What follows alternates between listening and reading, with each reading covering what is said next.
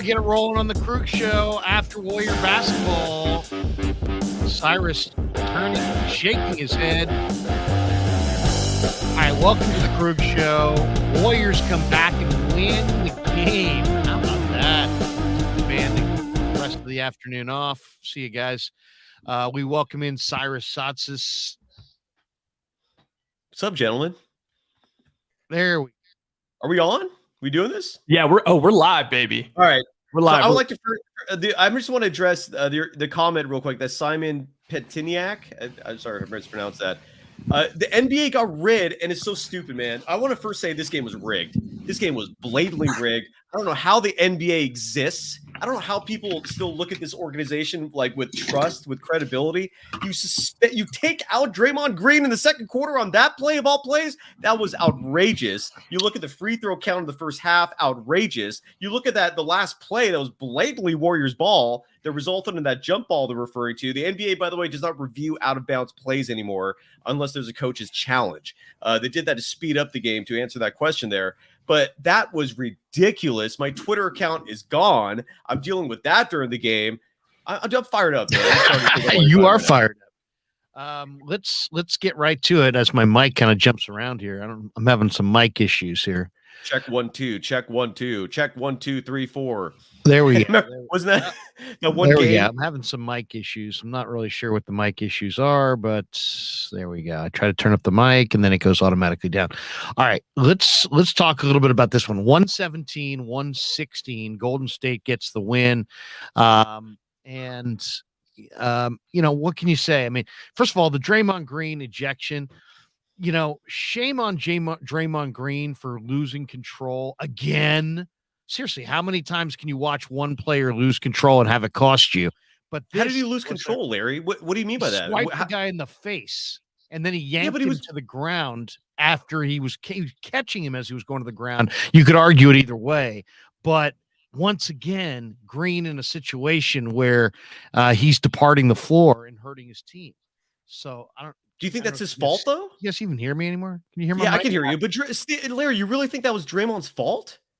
No, it was a bad call, Cy. All right, it was a bad freaking call. All right, bad call. Why would he even put himself in that situation? How many times can you put yourself in the same situation where you're costing your team because you're losing control? He always walks that line between, being incredibly aggressive and not helping his team, hurting his team always in is this a stretch. situation. And Larry, they've lost a finals because of him, Cyrus. But that was 6 years ago. Don't say always. That was a long time ago, man. He's been good since then. He hasn't gotten into trouble since then. I mean, that was an atrocious call. It was he was going for the ball. It was okay. He swiped him in the face. He didn't need to. Then accidentally. That was not intentional. You really think that was intentional? Well, you think he was trying to claw? I don't know. It didn't look. His face wasn't anywhere close to the ball. I don't know. My thing is that it looked like it. I don't know if it was intentional or not. But once again, how many times are you going to have Draymond Green potentially lose control in a big situation and cost you dearly? And this was another situation like that. They won this game, and they're in control of this series, but this could have gone either way. I mean, Golden State showed championship mettle. I thought GP2 played great. I thought Jordan Poole played great. Golden State's going to win this series, but man, that was painful. That was painful to watch. Yes. Draymond Green, whose reputation is well established at this point, it's like, was he innocent here? He may have been innocent here, but he wasn't innocent when he kicked, the center for OKC in the nuts, once upon a time. And that, it was years ago, but I mean, this is his reputation. This is what he's known for. Larry, I don't I'm not buying that, man. Are you sitting here telling me your reputation is sown for life? I mean, that was 6 years ago, man. Like, what has he done in recent You're not history getting the benefit of the doubt. You're It's just like not. the rest of his life? because Like, would you even argue 6 years ago that was worthy of losing First an of all, entire we're on the same game? side of this thing. We're on the same side of this thing. Yeah. So I'm not saying it was a good call. It was a terrible call. It was a ticky-tack call. The NBA was. officials are constantly allowing themselves to put themselves in weird positions where they're impacting the game. And I don't see why. It's a weird thing with the NBA. It's just like over and over and over and over again, NBA officials put themselves in weird spots where they're determining the outcome or having a huge impact on the outcome. So yeah, I mean, it was incredibly ticky-tack. It should have been a flagrant one. They asked Steve Javie, he said so. And then all of a sudden it's a flagrant 2. But again, it's Green across the face. It's Green losing. I thought he was losing control. He already had 5. This is how he plays when he's trying to force the issue and he gets too excited. He starts forcing the ball. He had 5 turnovers in the first half by himself. True. He was on pace for double-digit turnovers. He had 3 steals though too in those same 17 minutes. He also had 3 assists. I don't think he was having a bad game. He was 2 for 3 from the field. He would have lost later. It's a miracle they won that game. I will say that. It's a miracle the Warriors won that game because they were playing the Grizzlies and the refs. Here's the thing. In those Nuggets games, in this game, the refs are setting the tempo in favor of the other team with these early ticky-tack fouls. It was 9-2 in favor of the Grizzlies after the first quarter. And then they make all these calls later in the game to make the number, whittle down. What about the out-of-bounds play on Steph? How did 3 refs not see that, or the non-call, I'm sorry, at the end of the game that resulted in the jump ball? Yeah, that's weird. Three refs not see that. I mean, this is either incompetency or corruption. Yeah, No, but you it's can't say. I think they're just inexperienced refs. I think that they got a little bit intimidated by that Memphis environment and the round 2 of the playoffs and all that. And they got intimidated. And you know what? You saw it on their face at the end of that game. None of them had the balls to even make a call. Like, they just said, nah. They're not inexperienced for the record, right? The playoff crews are never inexperienced. They should not be overwhelmed by a home crowd. Those guys are actually old school. They've been around for like 15, 20 years. It's ridiculous. It's either incompetency or it's corruption. It's one or the other. It's not corruption. Come on, it's not corruption. I mean, it's not corruption. First of all, wait, who's going to watch? Think about it. Who's going to watch the finals more? Who's going to watch the playoffs more? Fans if the Warriors are in, or fans if Memphis is in? Fans of the Warriors. The Warriors have the biggest crowd. The Warriors bring the most people to the table. So there's no economic advantage to bumping the Warriors out of the playoffs.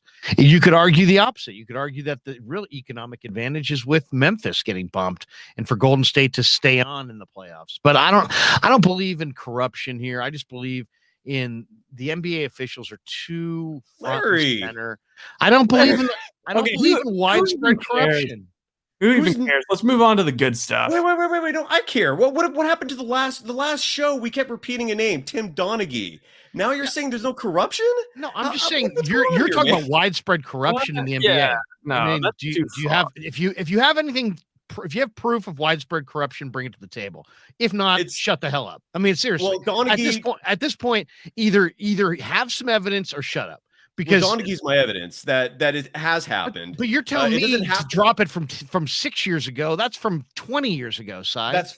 That's fair. But again, we're talking about a crime here, not something an immature person does where they have to mature. This is not apples and oranges argument here. We're talking about financial agenda, financial motive. Who knows what the agenda of the NBA is? But for this game, it's to make money, I would imagine, right? Okay, so a longer series makes the money. Under Armour does not make the league money nearly as much as Nike. That is my argument always in terms of the LeBron, KD. I believe John Morant's a Nike client. That is my bigger argument for financial motive. I would venture to say Conspiracy Cyrus here is saying that Nike has their fingers all over the NBA and definitely gets things skewed influentially in that side. I do wholeheartedly agree with that. Stephen Curry's got the Under Armour side. Him and Joel Embiid are the 2 biggest names in Kawhi. you don't see the league ever like bowing in their face. I don't know. This game was atrocious. I still to take Draymond Green, one of the most important players of the Warriors, out of the game in the second quarter because his fingers touched a man's face. That is asinine to me. That is utterly asinine. They've been doing it for years. I mean, they've been doing it. Not with Draymond. Not in the playoffs. I mean, they've had impact. This is a league that has a lot of impact. I mean, we saw Draymond taken out of a finals series. Name another sport. I dare anybody to name another sport where a player has been taken off the field or off the court in a big situation. I've never seen it. I've never seen it in the NFL. I've never seen it in baseball. I've never seen it in the NHL. I've never seen it in the NBA. There's countless examples with this. So it just, I hate and hate is not even too strong of a word. I really do strongly hate the NBA officials as far as we always know who they are. It's always part of the story. It's, they have a huge persona. Everybody knows their names.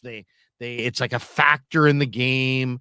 The NFL ref crews are not factors. The baseball umpiring crews are not factors, but for some reason the NBA officials are factors in the playoffs. And I'm not sure why that's the case, but it just seems like it is the case over and over and over and over again. So the why is a great question. The why is a great question. I really do believe, at least in 2016, again, it's finances, money is always the bottom line. LeBron was this league's moneymaker for a large number of years. Nike's influence is huge. And look, James Sparrow in your comment section brings up a great point. All you got to do is look at China. It is incredible how quickly this league compromised their integrity just because money was being affected. They care so much about the bottom line. Yeah, but Simon, make the argument. Then make the argument. The Warriors are the money maker here. No, nobody's trying to bump the Warriors out. The Warriors bring the biggest crowd. The Warriors is where the big money play is. Memphis should have arguments that the league wants the Warriors to be moving on more than anything about them. So I mean, it's a going nowhere argument. The Warriors are the team. They've got Steph and Clay and Draymond and Wiggins and no name recognition and branding, and way more people are going to watch the finals with them in it than Memphis. So this argument and then they just, I mean, I don't know. I mean, so that's the way I look at it. It was a bad decision to take Draymond off the floor. But this is the residual effect of having priors. When you have prior incidents where you're the instigator, the common denominator is you. And so all I'm saying people is start pointing the finger at you. And so now you're Draymond Green. He's a great player. I agree. He got screwed here. He should not have been taken off the floor. I hate the idea of him being taken off the floor because let the players decide the outcome. True. And Larry, I thought the thing was over beyond when he got dragged off the floor and he was gone. I thought, man, Warriors have no shot. I was wrong. Man, Warriors showed the championship medal. They dug deep, and they found a way to get this win. And now they're gonna win this series. I like to make the beginning of the series, but this was the game Memphis. This was the game Memphis had to have. If I could push back real quick, your entire argument about the Warriors not being vulnerable to the whole corruption side of things because they draw in ratings, it's a fair point if you think all the money is just based on TV ads. But it's not. I mean, that's just a part of the pie now. Jersey sales, merchandise, shoes. Those are vastly huge components now of the total figure. You got China. Who knows what their agenda is? All I'm saying is there are a lot of different revenue streams besides TV ads. Because you're right, the Warriors do bring a huge pool when it comes to ratings, but they're not the end all be all. Chris Paul, in one series, kicked a dude in the nuts, elbowed the same dude in the face, and for some reason, he's a golden child. He's got plenty of priors in his life, Larry. He's got plenty, man. Let's move on. Let's move beyond the conspiracy theories because it's going nowhere, and it makes us all look crazy. I mean, does it? I don't agree with that. No, I don't agree with that, man. I don't agree with that, dude. Theories are just that. I mean, I don't. Well, Cyrus. Wait. Warriors are the money card here. Yeah, the league is Larry, not conspiring against their own best interests. If you're talking about if we're talking about shoe deals, the biggest shoe deal, still the thing that makes the most money, is Jordan Brand, and Jordan has owned the freaking Charlotte team for like 15 years, and they never win anything. So like, well, that doesn't matter. But again, it's not the Charlotte Brand that brings the money. That's Jordan himself. It's LeBron himself, KD himself, Ja Morant himself, Chris Paul himself. Like, you got to look at the individuals. Steph Curry. You got to look at the individuals, not the teams. The teams are irrelevant in this. It's the individuals. And that's where I really think there is legitimate ground when you're suspending Draymond Green in the early second quarter. That's asinine. I've never seen anything like that. It was a really, really bad call. It was a really bad call. I mean, there's just no question about it. I mean, how could you get flagrant 2? And even if you thought it was borderline, it's the first half of the first game. Let him play it out. You know what I mean? Let him play it out. The fact that they, it was too tough. I don't believe in conspiracy theories, but the Warriors got screwed there. But they still found a way to come back and win this game. One of the best games I've seen in years. Like, just awesome. And to me, Jordan Poole with 31. The way they got him going, that was huge. Not only did he do it as a defender, as a scorer, but he also did it as a rebounder. He had 8 rebounds. He had 9 assists. He was absolutely huge. And then Klay Thompson hit some big shots. Steph Curry had wound up with 24, 17 for Wiggins. Green was having a decent first half as far as the stat sheet when he went out. He had 6 points, 4 boards, 3 assists, 3 steals, but the 5 turnovers. That's part of what I was talking about when I was saying he was losing control. He forced a turnover on the very first touch of the game. And this is what Draymond does when he gets too amped up. He starts forcing passes and forcing his teammates. Like, he's going to play the point guard. He's not just going to lead you.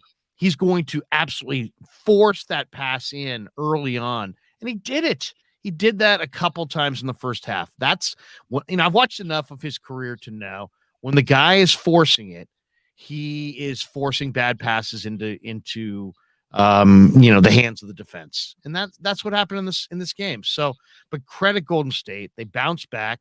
Kuminga gave him a great second half. Otto Porter, gave him 23 minutes. Toscano Anderson, Looney played pretty well in this game, despite the fact that he only had 6 rebounds in 19 minutes and 8 points, but he played decent. We did see a Damian Lee. We talked about that the other day. Would we see Damian Lee? I said, I thought we'd see Damian Lee, but not Moody. We did see Damian Lee for a short amount of time, but it was Jordan Poole. He was really the key in this thing with 31 plus 10 off the bench, and that was the best plus minus for Golden State. So I would say overall, they got Poole going. They found a way to win without Draymond Green. They found a way to steal back home court in game 1. I did think Golden State was going to win game 1, and that would be what I told you and Kylan the other day was I like Golden State in 5 games, but every single game is going to be close.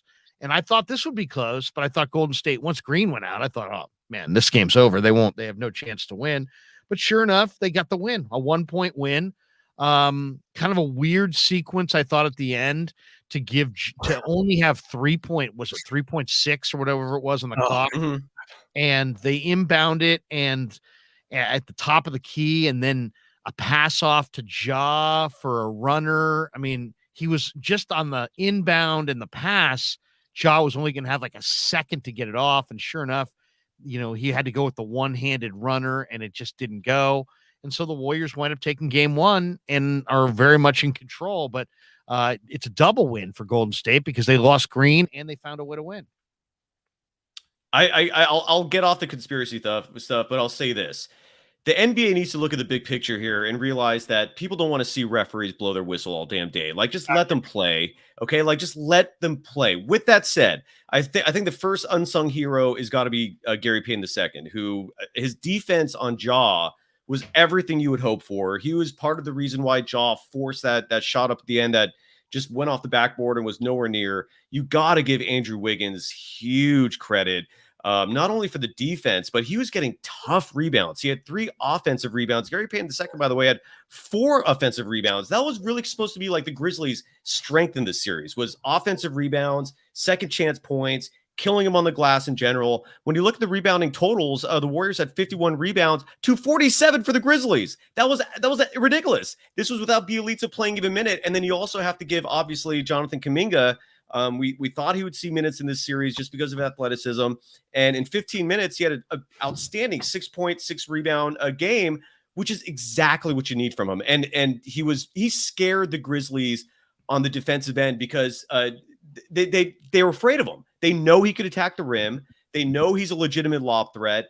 And what about that Gary Payton II dunk, by the way? That, you know which one I'm talking about earlier. Over in the game, Bane right? and Reminiscent of BD back in the day versus that was an incredible jam over Bane, and Yes, they stared him down. Yes, it was. Bane's a big boy too. Yeah, so I mean, and then obviously Jordan Poole. I mean, just what an outstanding. I mean, he really put the whole country, I think, on notice with that game. It was incredible. You're right, Ryan. This was like my wife was putting up with me screaming at the end. You know, you ever do that when your team wins? Like you go out there and you yell to your whole like neighborhood, like we won. I hate saying we for the Warriors, but yeah, in this case, like, you know, the Warriors won. It was one of those games. You're right. It was a thriller. They should not have won that game. It was 6-on-5, the 6 being the Stripes. And go Warriors, man. Good job. Mark Tan says, yeah, JTA got some seconds there, LOL. Well, you know, JTA at least got an appearance. I didn't think JTA was going to play at all. You know, ultimately, great team win for Golden State. I mean, that's it. Jackson J says total team win. Everyone played well. Clay, bad shooting game, but he hit the key shot. You know, it was a great game to get Poole back in rhythm. You know, that's the thing. When Poole, you know, Jordan Poole's offense can impact this team dramatically. When, you know, when you have a Jordan Poole and he can go for 30, then guess what? Then you can start Gary Payton. Then you can play Kuminga. You know, then you can play a Toscano Anderson if you have to. It doesn't give you any offense because you've got offense coming from Poole, from Clay, from Steph, from Wiggins. You're getting offense from other people. So to me, getting Poole's offense going like it did, like they had it going in the first round against Denver, I thought that was a huge key. I mean, they scored 117. They got the win tonight. And it wasn't a stellar performance by Clay. Clay was 6 of 19 from shooting. It wasn't a great Steph shooting performance at 8 of 20. Those missed free throws, Larry. I mean, at the end, how about that? Steph missed 7 free throws. 7. And by the way, I'm totally okay with you, Larry, bringing out all these haters like Tom Pierce saying I need to get off my high chair. What was he? Was he 5 of 12 from? Oh, no, Steph missed 1 free throw. He missed 7 threes. I'm looking at the wrong column. Go ahead, Si. I'm sorry. No, it's okay. I was just saying, whoever this Tom Pierce guy is, you could put up any of the hating comments. I don't care. You know, if you want to say I'm on a high chair, so be it. I mean, are you really that dense to not realize that this was an insanely one-sided game? I mean, are we supposed to just stay quiet every time there's a very poorly officiated game? Like, I'm sorry, I'm not going to stay quiet. That was one of the worst officiated games I've seen in the history of this game. I'm just sick of talking about NBA officials and their incompetence, and then turning on the TV and everybody and their brother who's got some kind of agenda telling me that there's how awesome they are. They're the greatest officials in the world. Really? Because the game is officiated so sloppily, and it's so much like, hey, I got you there, you get me there. I missed that one, I'll get you there. Payback call here, payback call there. How about just try to get all the calls right? Yeah, it's like enough payback calls. I don't need payback calls. Larry, here's what I would say. And here's the other thing I don't like. Can I just say this too? Call a timeout in the NBA. 3 guys go back to the huddle. 2 guys go to negotiate with the officials. Every timeout. Watch next time there's a timeout on the floor. 3 guys go back to the huddle. 2 guys go up to officials to negotiate. I hate that. You don't see that in Yeah. the NFL. You don't see that in baseball. You don't see that in the NHL. You don't see that. And it's like people always like to say, well, there's an ongoing dialogue between the players and the officials in the NBA. Is that good? I don't think that's a good thing. I think they get to know each other. They know each other on a first name basis. But then I think what happens is the officials become bigger personalities, a bigger part of the show. It's a major thing. You see it before almost every playoff game. Somebody will tweet out who the officials for tonight is. Mhm. Who are the 3 officials tonight? And that's like this big deal. I knew guys used to turn the officials announcement every afternoon into a segment on their radio show and why? Because it matters. And Yeah, it it does. matters because they all officiate the game differently and everybody's got their different agendas and different styles and different, it's just, I'm tired of the largeness of the NBA officials persona publicly. I don't want them. If I were, I'd rather see them all dumped and go with all new officials that have no persona and start fresh than Agreed. have all these guys with their persona and their style and their reputation. So the officials have reputations in the NBA, and then the players who have problems with officials have reputations, and then it all starts to run amok. And I think that's what we saw today. We got a player who has a major reputation with officials, probably get penalized largely because of that reputation. So I'm tired of it. I don't need it. I don't want it. I don't think anybody else does either. These are the greatest athletes in the world. Just play. Just play. And I remember, Larry, I remember when playoff basketball used to mean like the refs backed off more. And I don't, for some reason they're not this year. They're just blowing it at every shot for ticky-tack fouls, and it doesn't produce a good game. I mean, I want to see a flow here. Where's the flow? I'm with you, man. But I feel like there was a pretty good flow there in like the third quarter, beginning of the fourth, where it was like, holy crap, like, are we just watching, like, yeah, like, granted Draymond's out, but are we just watching like a heavyweight boxing match like right now? Like, it was just like, oh my God, Warriors 3. And then it was like, oh my God, Jaren Jackson just made another 3. Oh my God, Warriors, like, we come back. And it just never ended. It was just punch for punch, literally for like 6 minutes straight. But then there would be like some stupid thing with the officials that would like take you out of the flow. Like when they were up 10 and they like called the foul, and then they called the foul on Gary Payton off ball, which caused them to get a free throw. That made me, that was like, oh my God, that was the worst. I'll tell you, the area of this game that we have, we've been on here for 27 minutes and we have yet to bring it up, and it's a key part of the game. Second chance points. Yeah. For Golden State.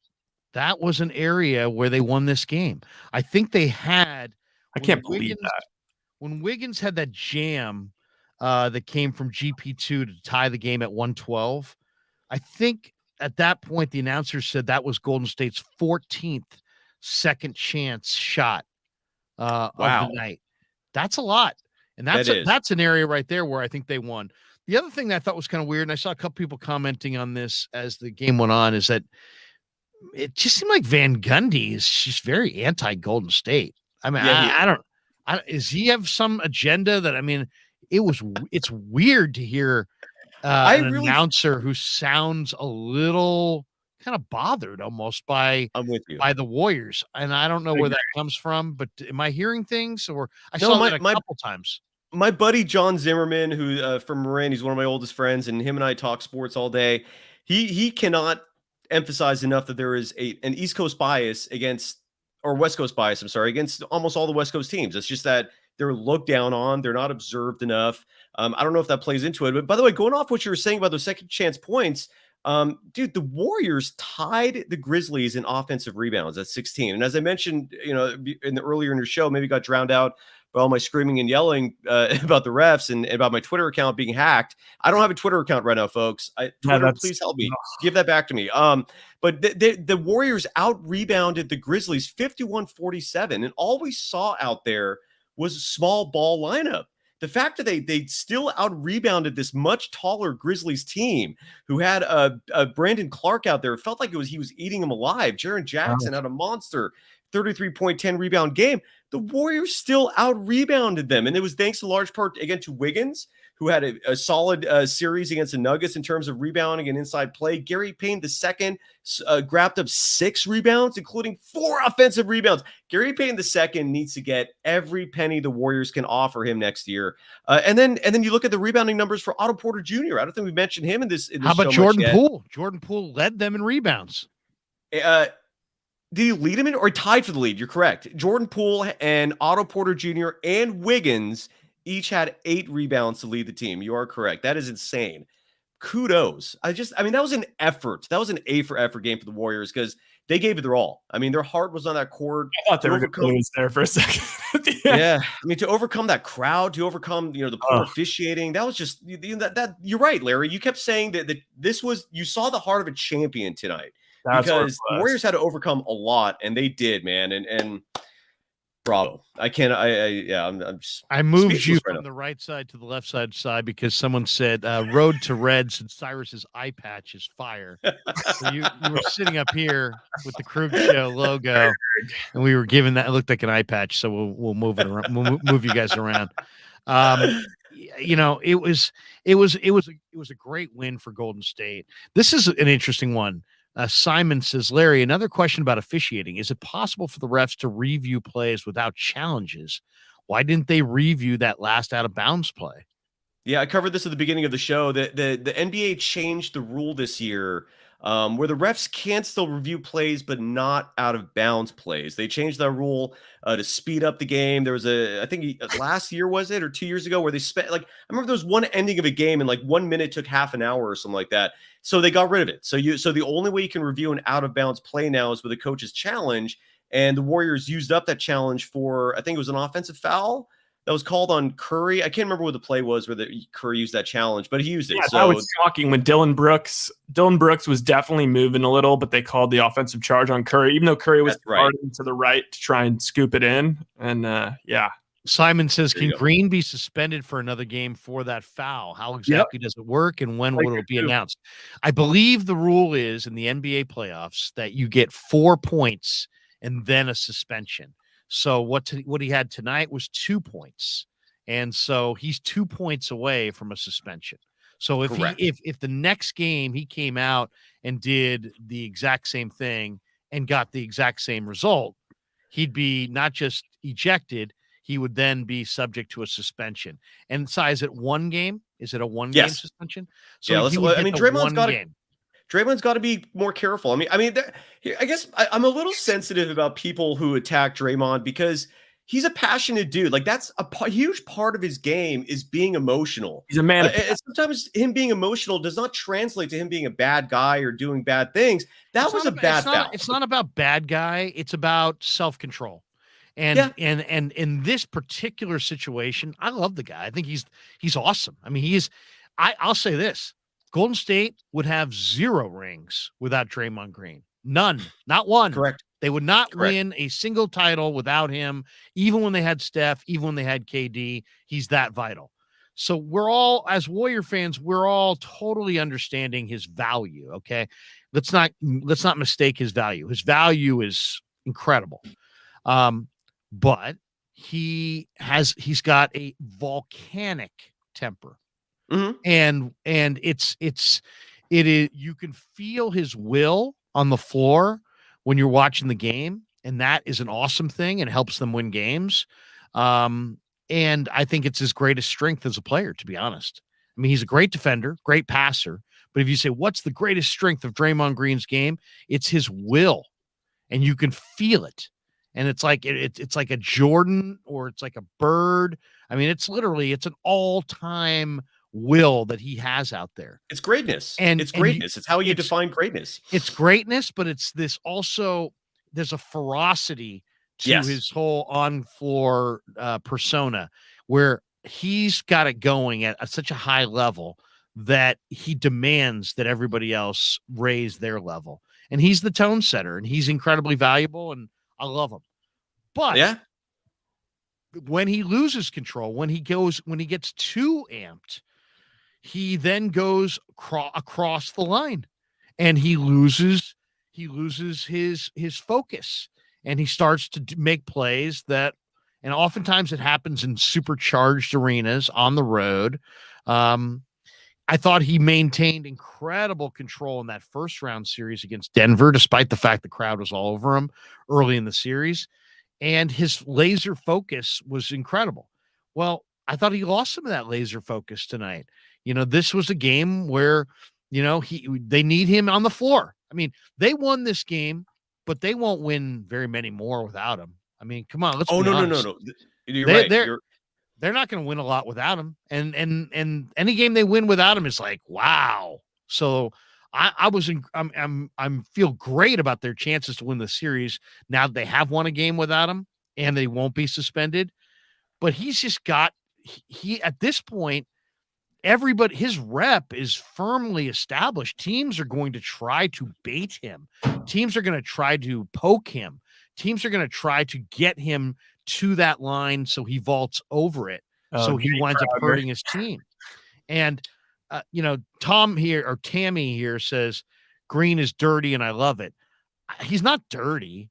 He's just, he's a ferocious competitor. Ferocious. And he walks it right to the line. At times he goes over the line. And here's the thing. When somebody's judging you, you're being judged, because that's ultimately what these officials are doing. They're judging him.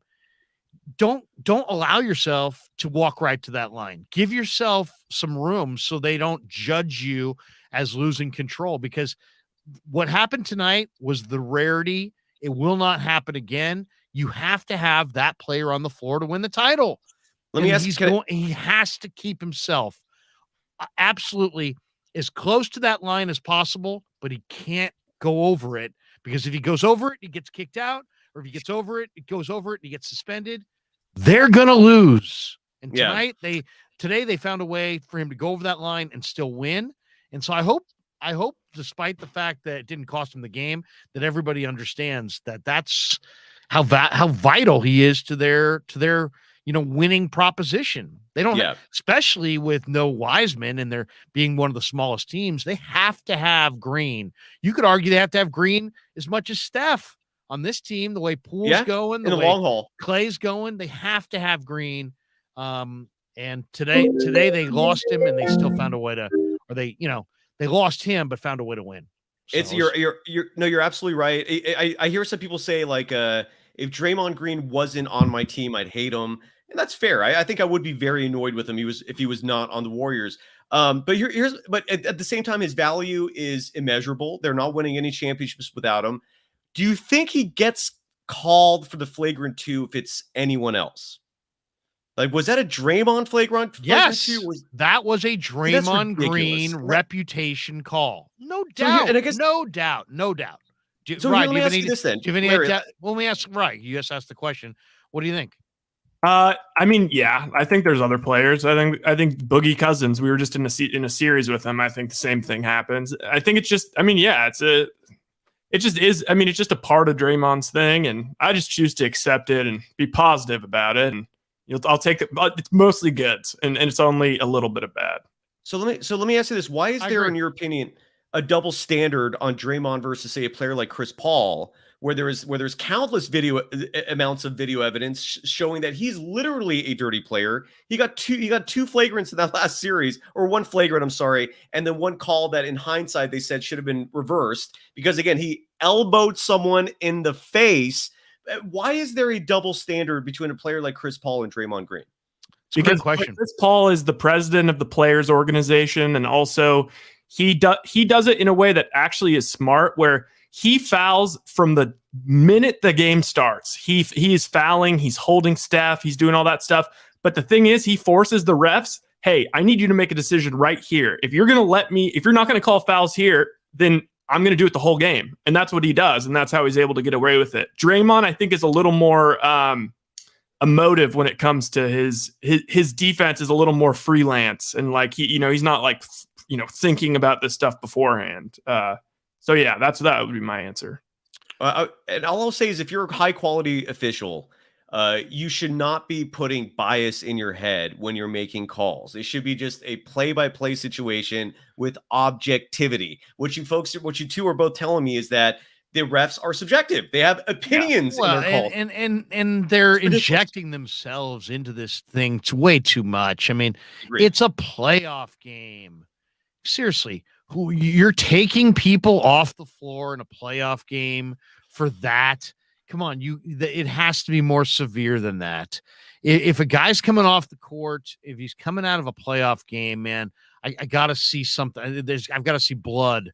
I've got to see something. Yes. I've got to see, I mean, and this is a league that used to have so much more violence in it. And I get the movement away from that, but you cannot allow officials, especially since we know that there's been at least one crooked official. That's always in the back of your head that there's been a crooked. We have a proven crooked official, and then we're going to allow an official to take a player off the floor in a playoff game. Can't happen. Can't happen. It has to be an overwhelming thing where like 100 people saw it and 100 people think, yeah, that guy's got to come off the floor. It cannot be one of these. Well, it was this and then it was that. Now, personally, I think the shot to the face was intentional. I do. And I don't know if like kind of an instinct mixed with intentional. Like, I don't think he's thinking about like, oh, I'm going to hit him in the head, but maybe it's instinctual. I mean, it's just, and then believe it or not, the second part of it, even though it was Green trying to prevent him from hitting the ground hard, it comes across like a double foul, and even the announcers said it too. Oh, well, he really got away with 2 fouls there. Not really. He fouled him once in the face. He was going to the ground. He tried to catch him, but it just looked like it was just too much. Just too much. Just too much contact. Too much contact to the head. Too much. I mean, it was still ticky-tack, and he never should have been taken off the floor. And as a viewer of the game, I'm like, I feel like I was robbed. Yeah. And I really felt like I was robbed. I mean, I'm glad Golden State won the game because now it's almost like a double win. It really is. You know what? Honestly, I would probably join the like hating on the officials a little bit more if we had lost, because I'd be in an emotional puddle. In all honesty, I do apologize if I'm more upset than usual. Losing my Twitter account today really pissed me off. That was not a fun way to enjoy this game. When I'm trying to message Twitter support, like, hey, someone just hacked me, and I don't have a Twitter account that I've spent 10 years of my life building. It's like my entire marketing tool. It's like, so I apologize. I am emotive today, and I do apologize for that because I saw that the official is doing this, and I'm already going crazy. And then I lost my Twitter account. It's like it's insane. So I do apologize for my emotions today. You're gonna have to hit up Elon Musk, I think. You're right. Right. Let's fast forward to game 2 in this series. We get game 2. Wednesday night? Is that what it is? Yeah. Larry, by the way, I love your chin hairs, dude. Keep that going, please. That's a good look, man. Thank you. I support it. No, Tuesday night. I said Wednesday night. It's Tuesday night. Tuesday night, game 2. What do you think we'll see? I mean, Golden State can really deal the dagger blow here. If they can somehow win game 2 Tuesday night, that's the dagger, right? Go up 2-0 on the road. Oh, that's a dagger. Yeah. Although that did happen when we played Toronto. Remember how horrible that was? It was just, I think that it was an away team won every single game, right? That was a weird series. That was a weird series. I try not to. I just block that series out of my mind. No, I agree. It's over if we go up 2-0. I honestly think, like, if the officials start making this a fair series and we don't see injuries, the series is over, Larry. I do agree with you. The Grizzlies are a damn good team, but they're young. They're sloppy. John Morant, again, I think he's a little overrated. Like he puts up some really shoddy shots. He makes very bad passes. He turns the ball over a little bit in this game with like the showboating antics. I'm sure he does it a lot, so I don't know, man. I do think this series, if health continues on, and if the officials don't insert themselves like they did tonight, the Warriors have this. Yeah, I want Draymond to come back and just have a monster game too. Just body up Jaren Jackson. Okay, little boy, you can do that for one game. Like you're not like that. You're not about to get another 5 threes. Like you're gonna foul out of this game, punk. This is a weird series too, because like all that you don't get the breaks like you did in the Nuggets series. Like if you look at the schedule, they play again Tuesday, then they play again Friday, but that's the last game. Yeah, and it's all one day after another right after that. So it's pretty wild. Yeah. We're getting the the beautiful child sports. Tim Donaghy. Does Tim Donaghy have his paws on this game? There's always going to be that claim about this. But there's another side of things. People have been saying over and over again that the Warriors get all these beneficial calls and that the Warriors are the favorite of the league and that the Warriors are going to get all these advantages because the league wants to see the Warriors in the finals because of their own financial interests. After watching today, I don't know that you can really say that, can you? No, it is. I always tell those people, like, do you have any evidence to back that up? Because at a minimum, I always say, look at the free throw counts, and the Warriors are almost on a nightly basis vastly screwed over in that department. Look, they don't attack the rim as much, but tonight or this afternoon in this game, they attacked a lot. I saw Steph getting mangled under there, Jordan Poole getting mangled, Otto Porter Jr. got hit, Gary Payton II should have had a few calls, and then on the other end, it was like just the most ticky-tacky plays. You just hear that. I was hearing that whistle was starting to give me PTSD, man. It was ridiculous. Sai, because you weren't on Twitter today, did you see the report about Rudy Gobert? No. Oh, have you seen this, Larry? No. Oh, apparently it was like the Hoop Central. They're actually reliable. Not the one with 3 O's that's done by Ballsack Sports or whatever. They're always on there messing with you. No, but there's an actual ESPN report that the Warriors are looking at moving Wiggins for Rudy Gobert in the offseason. Ooh. Who had that? That's it said per ESPN. Can you look up the attribution? That would help a lot. Sounds a little Ballsacky to me. That's an odd timing rumor. I've been watching NBA basketball for decades. I can't remember seeing a trade rumor in the playoffs. Can you? With a contending team. Right. That's weird. You're right. Never heard of that. I'll say this. This team can't have Draymond, Clay, Steph, Poole making max and Wiggins, right? You can't have Poole making max money and Wiggins. So after watching Poole, I think you'd have to say, you know what? Poole's the guy you're going with going forward. So I kind of see Wiggins moving now for Gobert. Is it Wiggins and Wiseman for Gobert? So it looks like it would cost them Wiggins and Wiseman, but if you believe in Jordan Poole and Klay Thompson to man the wings for the next few years, I think the Warriors would have to consider it. Some exec told. All right, so I found this, by the way, and it is just a rumor. Oh, okay, but it comes from Brian Windhorst, and it comes from his podcast. Windy. Yeah, it is Windy, big old Windy, and he did say in a podcast that he's heard a rumor. So take that for what it's worth. But look, I mean, you're right, Larry. Sense. It makes sense. And I don't like touching on this. I would. Yes, but I don't. So you get rid of Wiseman right now with Wiggins for Gobert? For Gobert, I would. I need to see only because of the health factor. I need to see Wiseman play, man. It's weird. We missed a whole year. But at the same time, I mean, it's Gobert. You really think Gobert wouldn't thrive on this team? Oh my God. Could you imagine Gobert out there right now? How old is Rudy? How old's Rudy at this point? Young, 28 or 29. He's a little weird, though. He's weird. He is. He's really weird. That's my only thing. But man, he's probably help if you did that. Let's just say 30. You got Gobert for Wiggins and Wiseman. Well, because the bottom line probably result in another title. Bottom line is it would. No, exactly. That's why I would sign up for that. But the bottom line is Wiggins is gone. Okay, this has to be a reality that goes in the head of Dub Nation. The question is not if, it's when. And it's either going to be if the Warriors don't win the championship this year, I would venture to guess it's this offseason, and you could very realistically see a trade like that happen. Because the Wiseman picture of it is they're spending $12 million plus a year on him, right? He's got number 2 pick money. And given how deep in the salary cap the Warriors are, they're in this gradient where they pay $4.50 for every dollar they spend above the cap. So that $12 million is actually much high. So it's a lot of money. And the Warriors, this year we've learned they're, being a little bit frugal with their spending.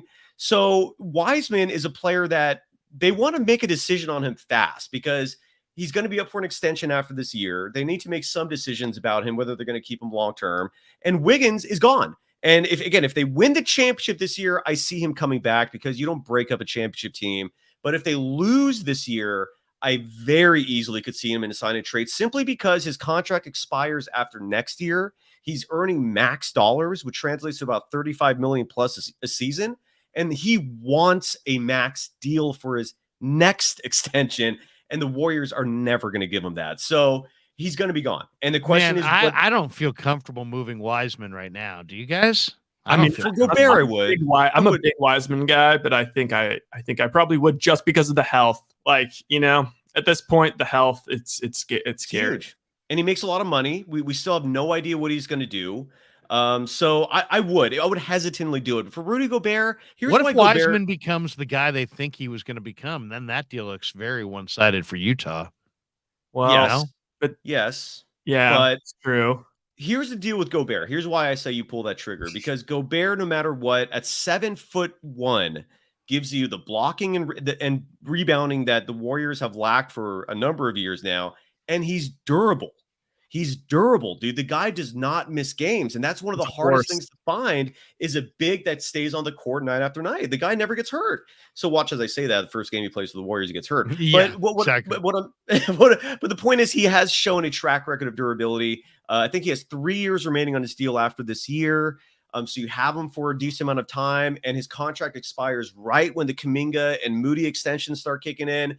So I could see that trade if the Warriors don't win the championship. I want picks. I want Rudy. I'll take Rudy, but I want picks. Maybe Rudy plus Rudy Gay to replace Wiggins.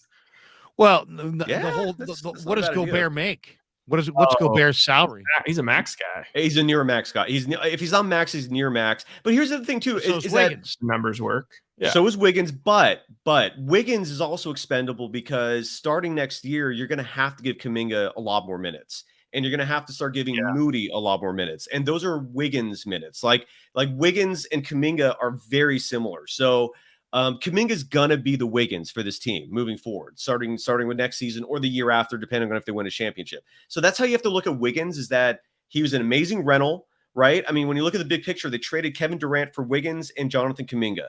Short term, you got Wiggins, awesome. Long term, you got Kuminga, awesome. Relationship kind of like rebranded him and got him to be an all-star starter. Like that looks good in negotiations. Yeah, his Wiggins' value is up because he was an all-star, right?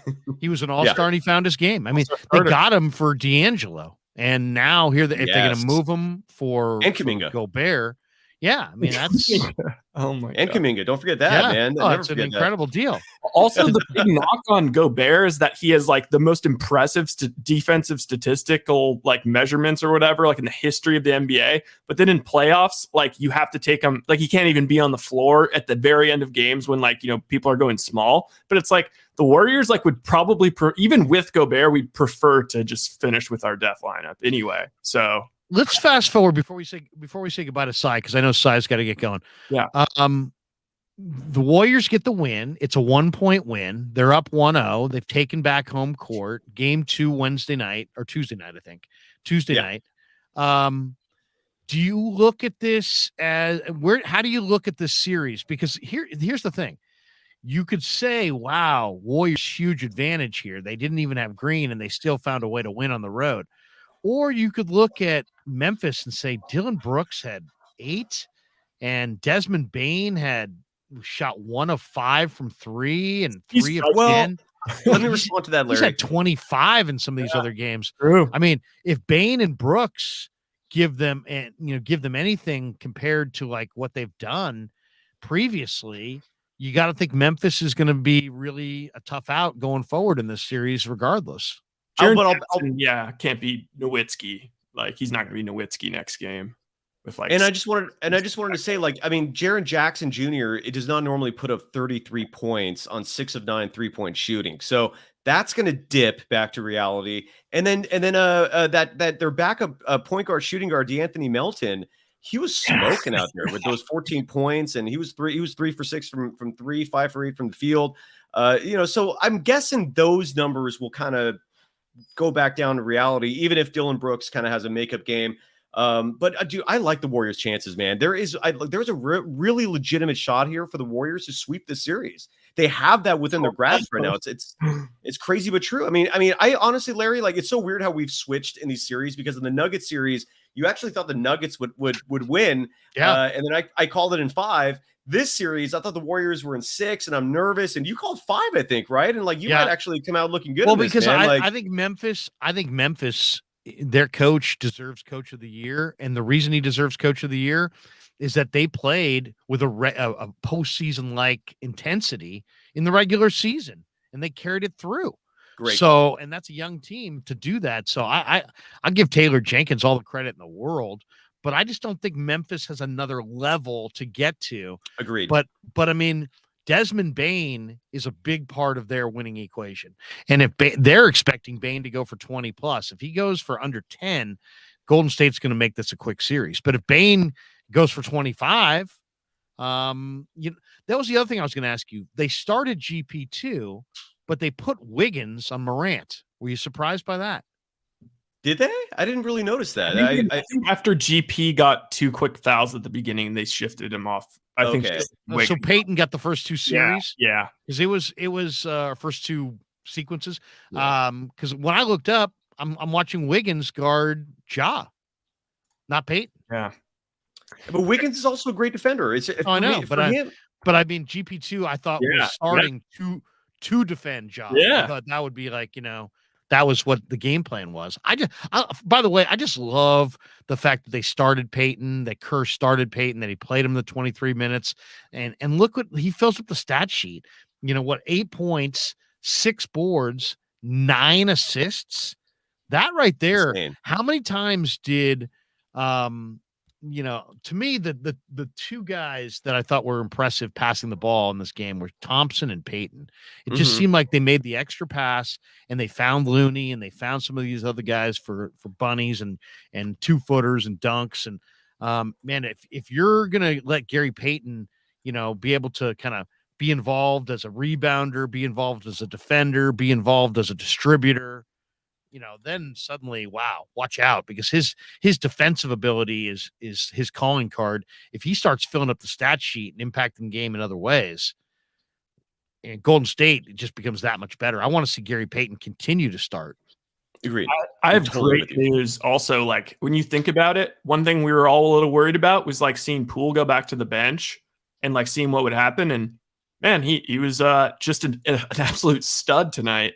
He started a little slow, but led the team in scoring, had so many assists, and so it looks like this might be the lineup we're rolling with for the rest of the series. Seriously.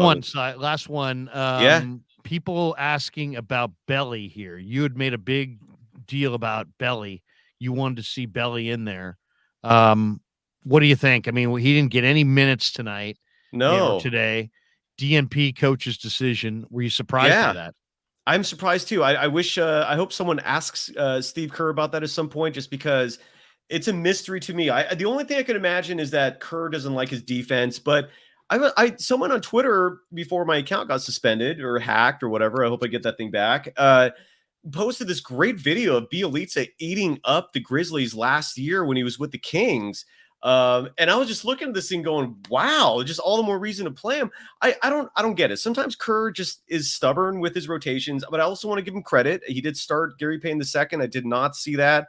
He benched Jordan Poole in the process, which paid off beautifully. I mean, Jordan Poole led the team in scoring. So yeah, I can't look, man. Kerr, for whatever things he does that makes you, question it, he certainly comes back with great moves in the process, and they do win. And that's all that matters, Larry and Ryan. And they did, man. It's incredible. No doubt.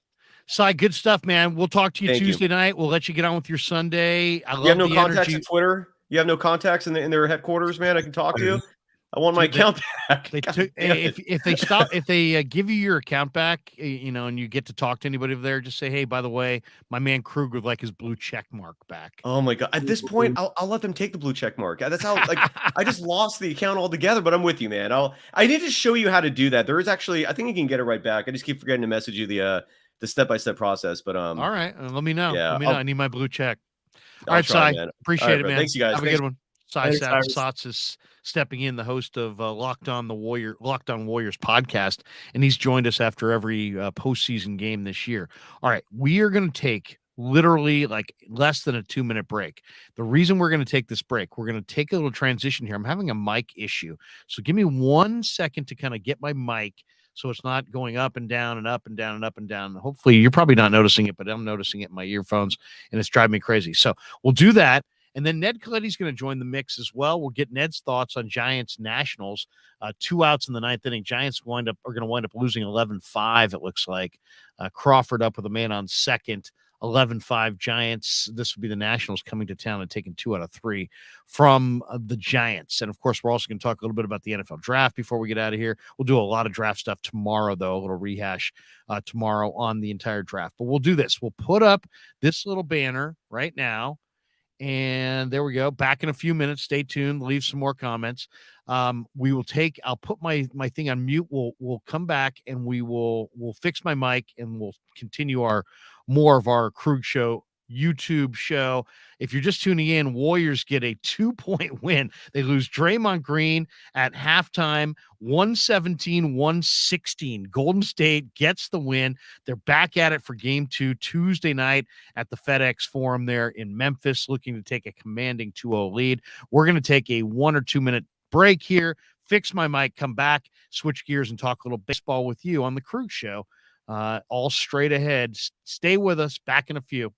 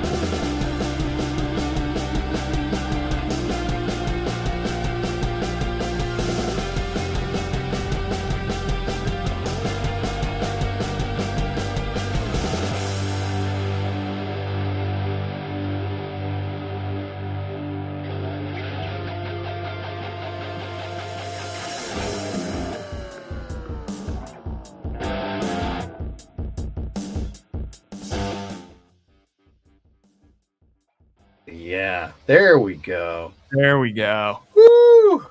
Hopefully this works. It's not liking that microphone jumping around on me like that. I'd talk, it would go up. I'd talk, it would go down. But we got it fixed. All right. So if you're just tuning in, you missed Cyrus. I don't know that I would say I missed him. No, I'm just joking. Cy was here. We love Cy. He was very much into the conspiracy theory. We kind of knew that he would be. Okay, so let me. Okay, we gotta send Ned the link. So okay. we'll send Ned a link, and then Ned will join us as well. I'm so glad we didn't have a double loss.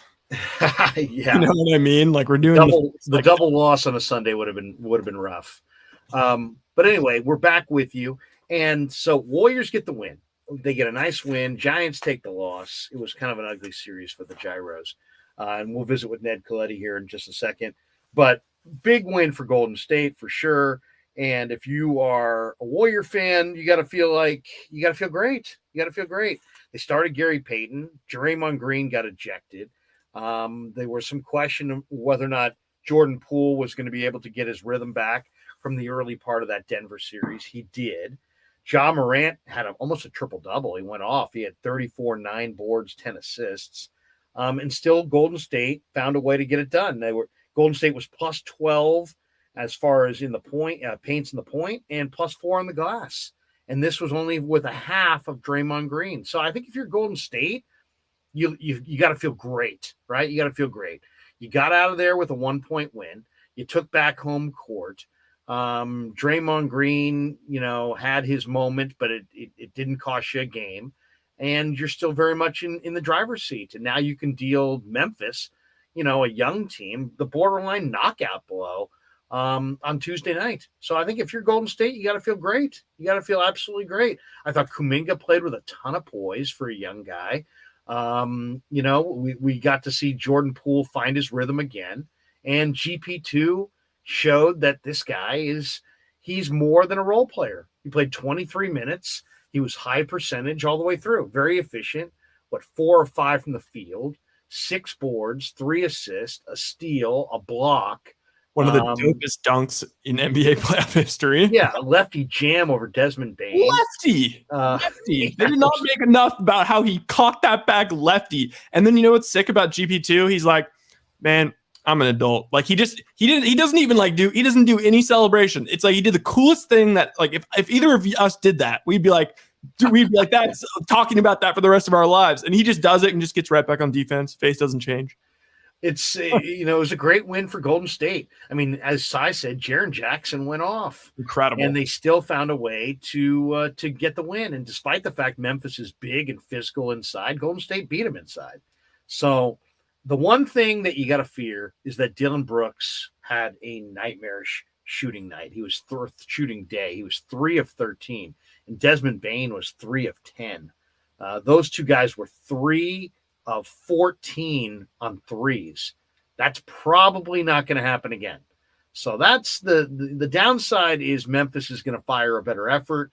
The upside is you got the win. You got the win, and no harm, no foul on the Draymond Green thing, and now you can come back and go for the jugular, as they say, Tuesday night against Memphis. And if you can get this young Memphis team down 0-2 coming back to chase, I think you got to feel great about where you're at. And this could have a huge impact on the playoffs going forward if Golden State can make quick work of Memphis. Did you Phoenix see and Dallas play Monday? They play game 1 tomorrow night. Boston lost game 1 today to Milwaukee in the East. That was a great game. Miami, Philly play game 1 in Philly on Monday night. But I mean, I expect Dallas to give Phoenix all they want, especially with Booker being dinged up. So Dallas might be able to extend Phoenix. And if you could make quick work of Memphis by stepping on their throat in game 2, that could be the huge advantage that Golden State needs over Phoenix going into the conference finals, is to be the more rested team, to be the fresher team, to be the more ready team. So that will be interesting to see going forward for sure. Go ahead, Ryan. You want to jump in?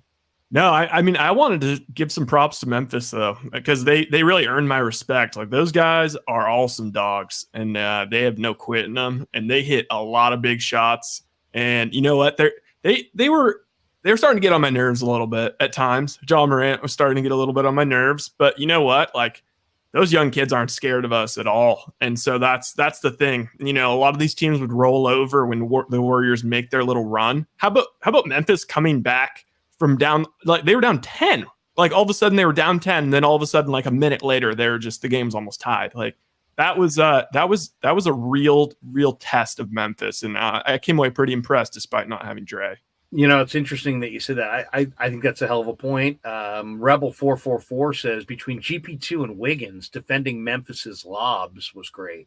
Yeah, they did a nice job defensively on Memphis. I mean, when you look at the size advantage that the Grizzlies have, and where they were this year as far as points in the paint and rebounding and block shots, I mean, they're a really good interior basketball team.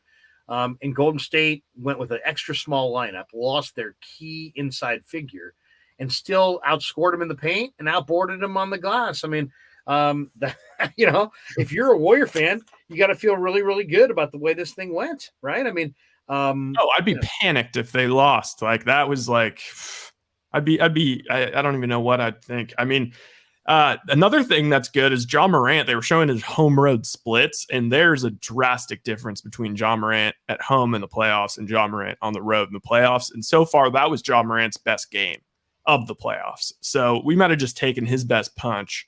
And I mean, I'm just hoping. I know they're not going to roll over, but man, I hope to just see a motivated Warriors team. Just Draymond having a big game, orchestrating the offense, doing all the Draymond things. And I thought everyone played well. Give me one. Sorry, I got to get this to Ned. Yeah, no problem. Yeah, make sure you get Ned his invite so we can get him in the room and talk a little Giants baseball with Ned Colletti, the former assistant GM of the Giants and Dodger GM. Giants-Dodgers go Tuesday night. So the Giants flipping over to them. It's now a final at Oracle, 11-5 Nationals. Wow, the Giants pitching staff really could not shut down the Nationals at all in this series. Nationals Friday night. How about that? Friday night, Nationals score 14 runs on 22 hits. Really weird. The Nationals coming into this series with the Giants had lost 8 in a row. So they were hurting coming in, and then they put up 14 on Friday night and pound out 22 hits and end their 8-game losing streak. And then the Giants bounced back like we thought they would on Saturday, winning 9-3. Vossler went deep. Darren Ruff had a big day. I think he had 3 hits on Saturday. And the Giants, despite the fact Logan Webb did not necessarily look all that great, the Nationals kept slapping it the other way against Logan Webb on Saturday. Giants win 9-3, only to have today be the rubber game in the series. And then what happens today? Nationals get it 11-5. So we welcome in Ned Colletti, who joins us from the green room. Ned, thanks for a few minutes after this one. I was just saying Giants-Dodgers coming up Tuesday night, but baseball is so unpredictable. The Nationals had lost 8 in a row coming into Friday night. And then they roll into the ballgame Friday night. They pound out 22 hits and 14 runs and win that thing going away. Giants won on Saturday, but the Nationals still, had double-digit hits against Logan Webb and looked really good. And then the Nationals today with Josiah Gray on the mound, they jumped Alex Cobb with a 5-run first, and he only pitched 2/3 of an inning. And Giants basically were getting no hit by Gray going into the 6th, I believe, or going into the 5th. First, before we get into today and the Nationals, you probably know a little something about Josiah Gray. I know he was a Cincinnati Red. He came to the Dodgers in a minor league trade involving Puig, and then went to the Nationals in the Scherzer deal. What did you think of Josiah Gray when you were in that organization and had him in your farm system? Well, he can pitch. There's no doubt he can pitch, and he knows how to command his fastball, and knows how to compete. And I think that he's still a work in progress in a lot of ways, but he's also somebody that's got a lot of talent. I think you can't give him that big a lead out of the gate and hope that you're going to come back on him, because he's a competitive young pitcher. Going back to the series, anybody can beat anybody at any point in time. Everybody's a professional. But I think it's games like this that will decide this NL West race. I think how teams play against each other, particularly the big three, San Francisco, San Diego, and LA, how they compete against each other, and how they compete against the teams that they really should beat. And, again, anybody can beat anybody on any given day, but you got Washington. You should be able to handle Washington at least 2 out of 3. Detroit just came into L.A., and before today, it was a 1-1 series. They beat Kershaw. They didn't beat Kershaw. They beat the bullpen last night.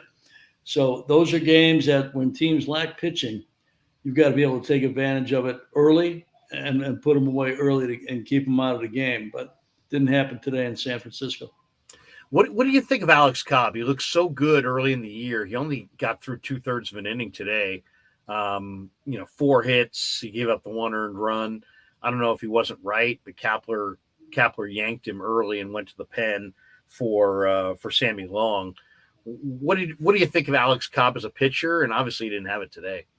No, a lot of base runners early, lack command, and whenever you lack command, you're going to give the hitter a great advantage to it.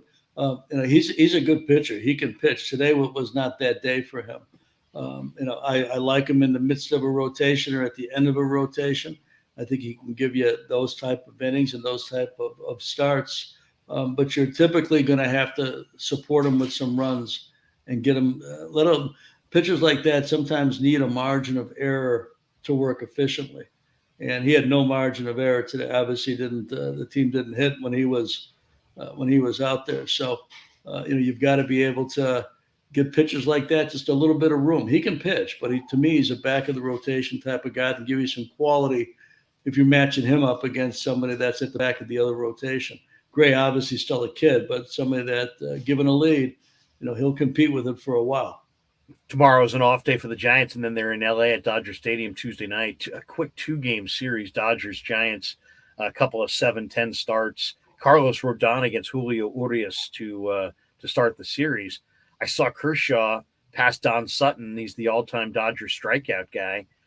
This is a guy that you know well, and I, without making the Giants fans sick to their stomach as we talk a little bit about LA, but I got a couple quick LA angles before we get back to the Giants.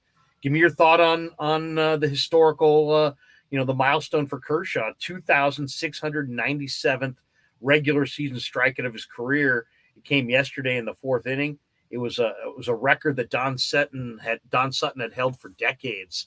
And, there's been an awful lot of great pitchers in LA that haven't touched that record. So this is a huge, huge moment for Kershaw.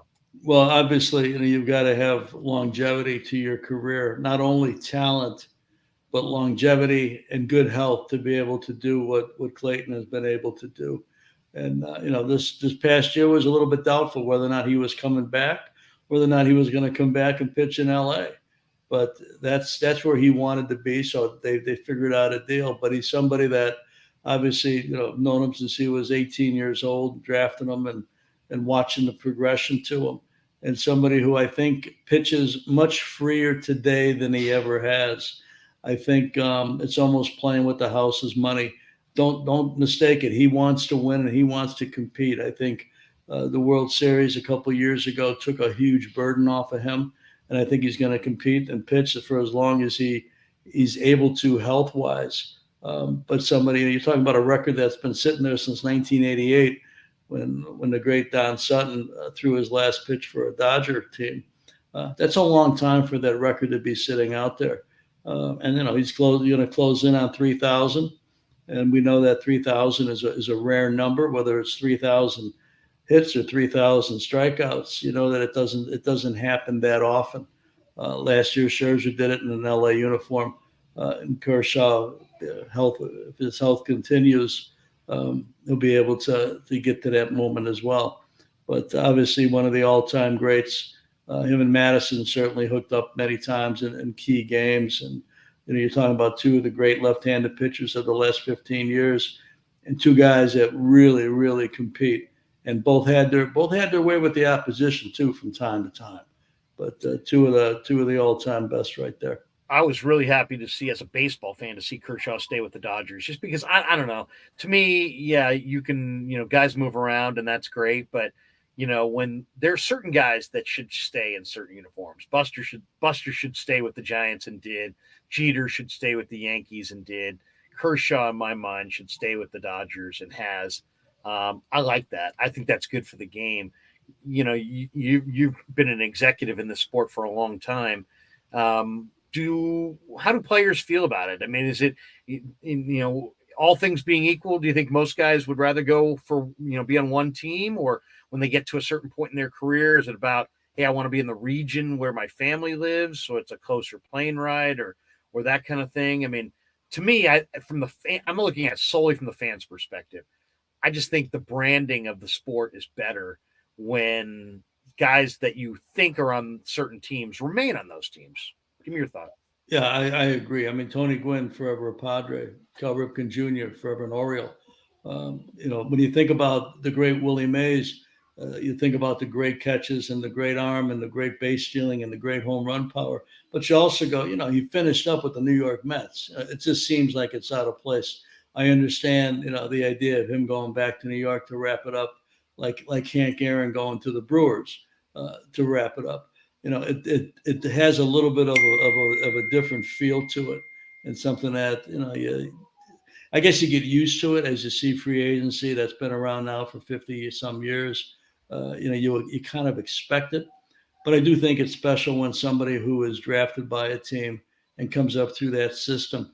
It's a landmark to be drafted by a team, come up through their system, and then play for that team. That's a landmark. But to be able to run your entire career through that organization is important. But I think something else that comes up is players do want to play.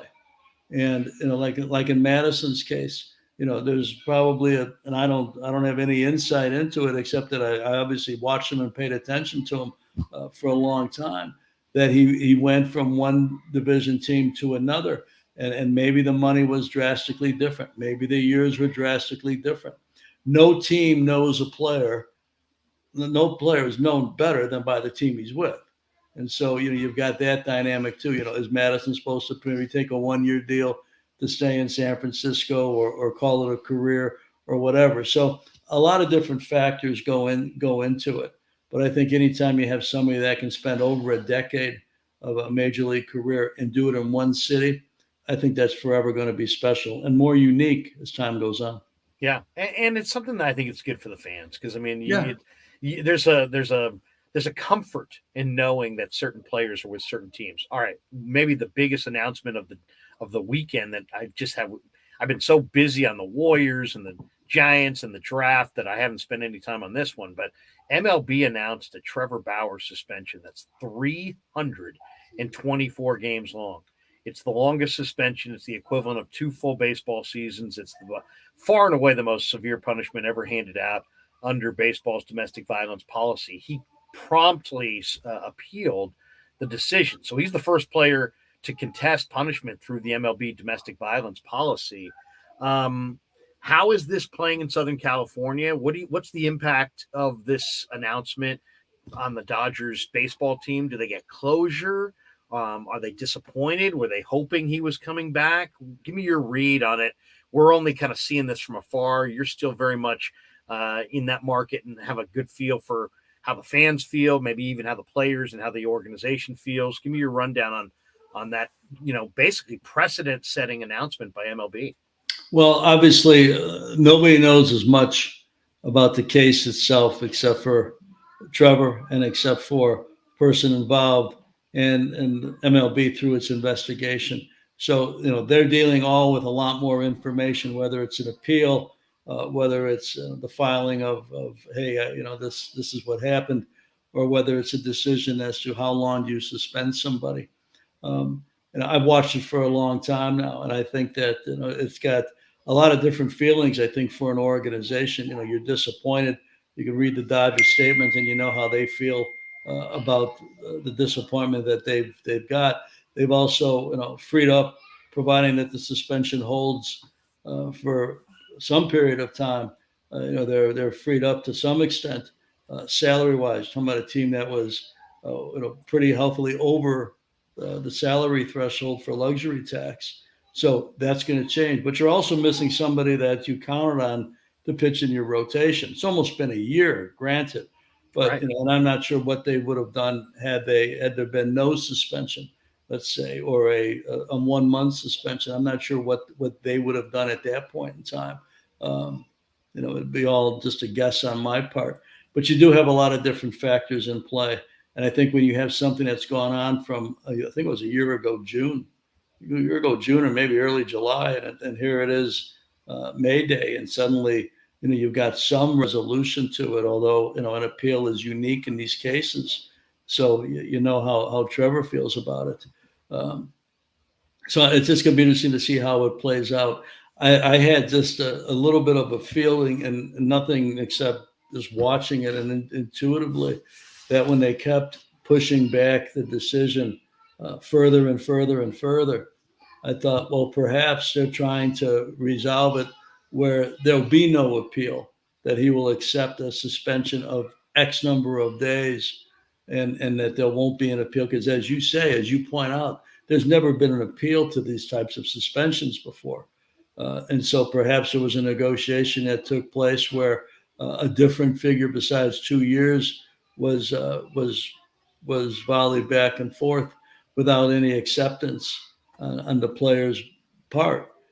So that may have also led to the duration of it being 2 full baseball seasons. You never know what's going on inside a negotiation. All I know is a lot more is going on than I know, unless I'm in the middle of it. Sure. And then if I'm in the middle of it, I only know half of it anyway. So, a lot of different things, went on for quite a while. I'm not sure what, there was some new information that came out allegedly from another person involved in a different way also. So I'm not sure if that played into it or what. I'm not sure what all the information is. It's obviously a sad day for baseball whenever anything like this takes place off the field to any extent. I think about the young fans following the game and reading about the game and reading about players and trying to understand it all. So a lot of different emotions, I'm sure, go into this from both sides. But I don't claim to have much insight on either side as to what transpired or how much is known publicly. Was the feeling down there that he might be allowed to pitch for the Dodgers this year? Is any player on the record saying how they feel about it in one way? Usually players would stick together, but this is a unique situation. These are very serious charges. Yeah. And no player wants to touch it either way. They don't want to be shown as being favorable to a player that has such serious charges, but at the same time, they don't want to throw gas on the fire and turn on him. Is there any vibe as to how the players on that team feel about that player? I'm not certain. I think again, there's public information that maybe perhaps players have, and there's more information that the general public, including the players, don't have. I can't remember any, and may have gone all the way back to the beginning of the situation where people may have commented, but people have been very, very quiet about it since. It's been handled in the legal system. It's been handled in baseball system. So people don't like necessarily commenting on that when there's things going on, So I'm not sure what the vibe was. I'm not sure what people were thinking individually. I'm not sure if there was went to leadership from the front office to the clubhouse to gauge feeling. I'm not privy to any of that, but as I said a little while ago, it's a sad situation for the sport and for everybody involved.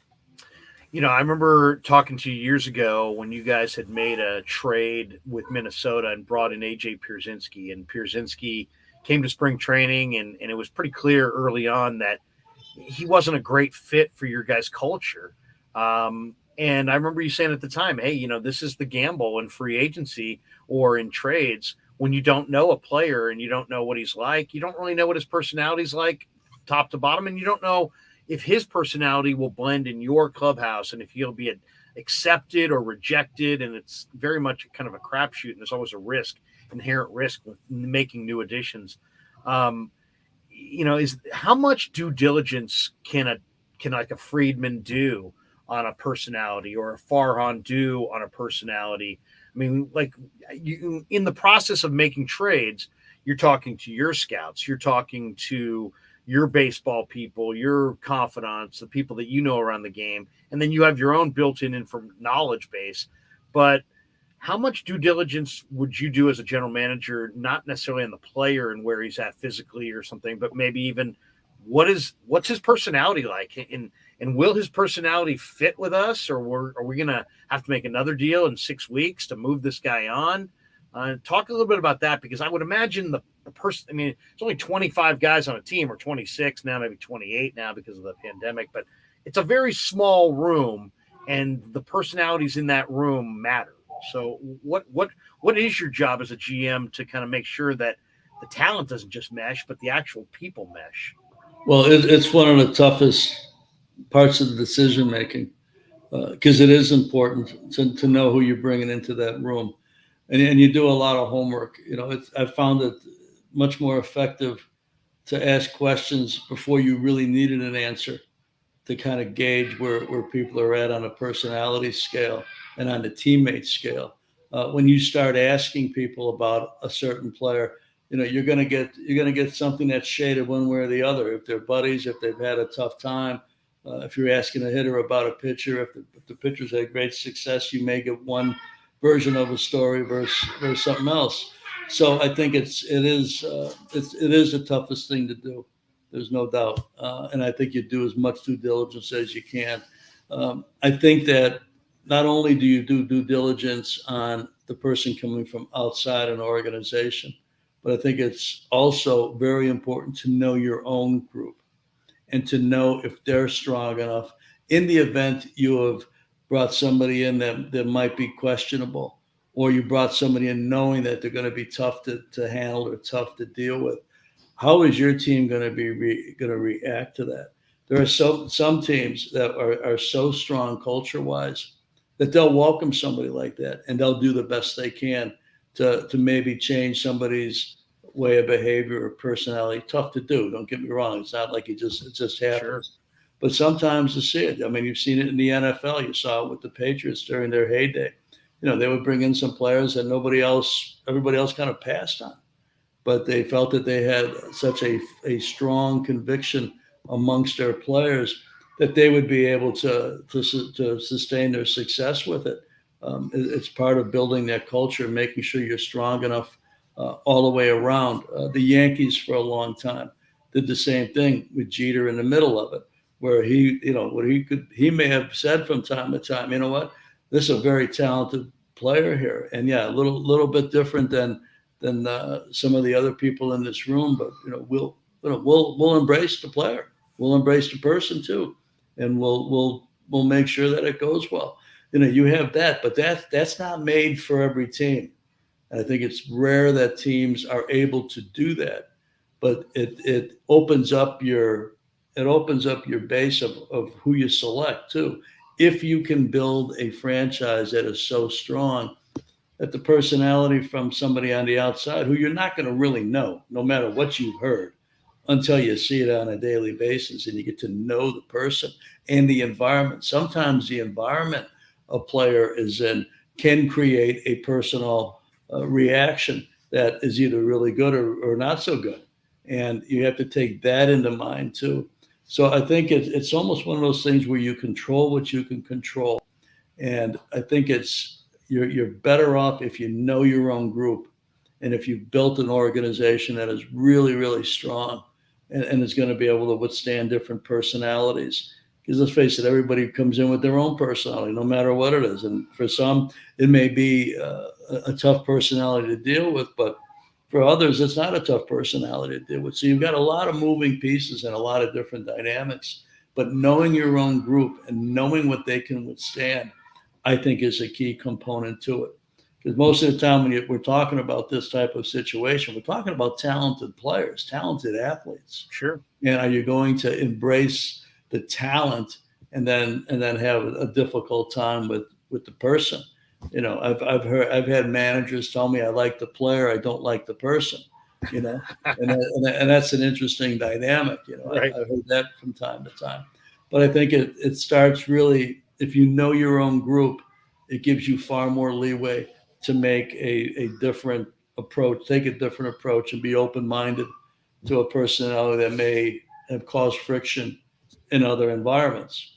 Again, your own environment is your own environment, and cultures change in sports. You could have the same 26 players on a Major League Baseball team from 2021 to 2022. That culture is going to be different just because people get older, people change, people have different things in their mind. And so even if you have the same group, chance is going to be close to what you thought. But there's also a chance that you're going to have some misgivings and some things that are going to change on you. And you've got to be able to really adapt to that. Tuesday night is this is the off day tomorrow, Ned, and then Tuesday night's game one. We're going to see Urias for the Dodgers. What do you think of him? I'm looking at his game log.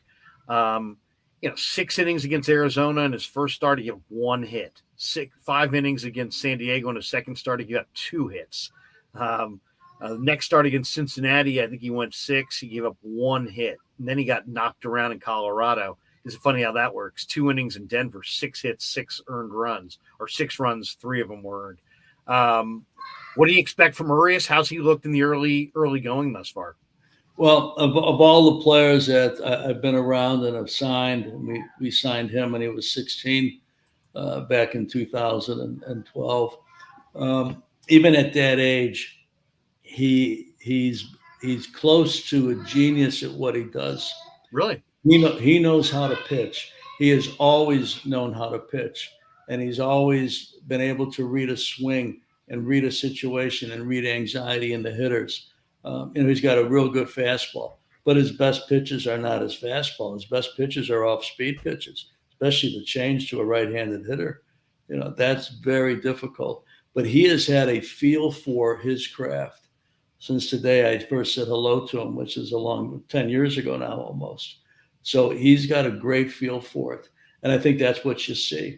And sometimes guys are going to have tough starts. You saw one today in San Francisco, the Colorado start with 3 unearned runs of the 6 that he allowed. He can't give teams extra outs, especially in that ballpark. But I think that, he does know how to pitch, and he's got great, great courage. Those who pay attention to the World Series and the postseason, even when their team isn't involved, can think back to 2020. He closed out the pennant-winning game. He closed out the World Series with a long relief effort. Courage. They could not get the ball out of his hand. I want this opportunity. Not everybody wants that opportunity in the moment in time, but he does, and he's extra intelligent. He's got a great feel for what he does. So giant hitters are going to have to adjust to that. They're going to have to think about that, and think about how they approach somebody who, if you got a weakness in your approach at the plate, chances are he knows about it, and chances are he's going to try to exploit that. And that's what the best ones do. It's like watching postseason baseball. If you want to know how you are as a player, watch how the teams that have scouted you really diligently for the last month approach you, whether you're a hitter or you're a pitcher. And so it'll be an interesting game for that approach. But he'll be up for it. He loves to compete. He knows the Dodgers, Giants very, very well. And so people will have to be on their toes in San Francisco that the kid's going to pitch, and how it goes, we'll wait and see. But it's not going to be just all one type of pitch. You got 4 pitches that he knows how to use, and he knows how to figure it out. And in the event one doesn't work, he's got enough arsenal to go to something else. And the fastball is a great one for him. Not the best, not his best pitch, which says something. But he may set you up with some off-speed stuff, some change-ups early, breaking ball, slider, and get you in a pitcher's count or in a neutral count, and throw the fastball right past you, because you're sitting soft, So a lot of different things, but you'll learn a lot about pitching, and you'll learn a lot about how to Giants, where their strengths and weaknesses are, really by how he goes at it.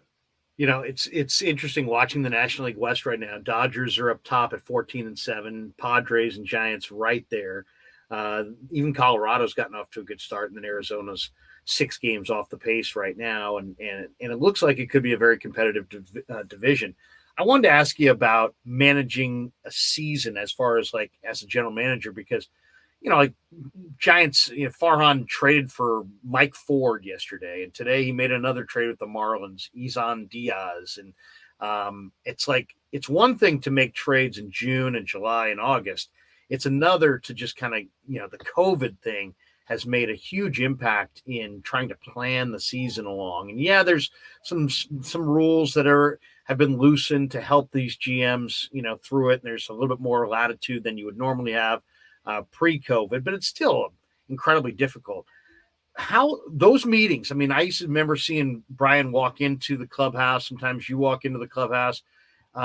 Who's typically involved in those meetings? Is usually in the manager's office after the game, where you guys sit there and go, okay, this guy's hurt. This is what the report is.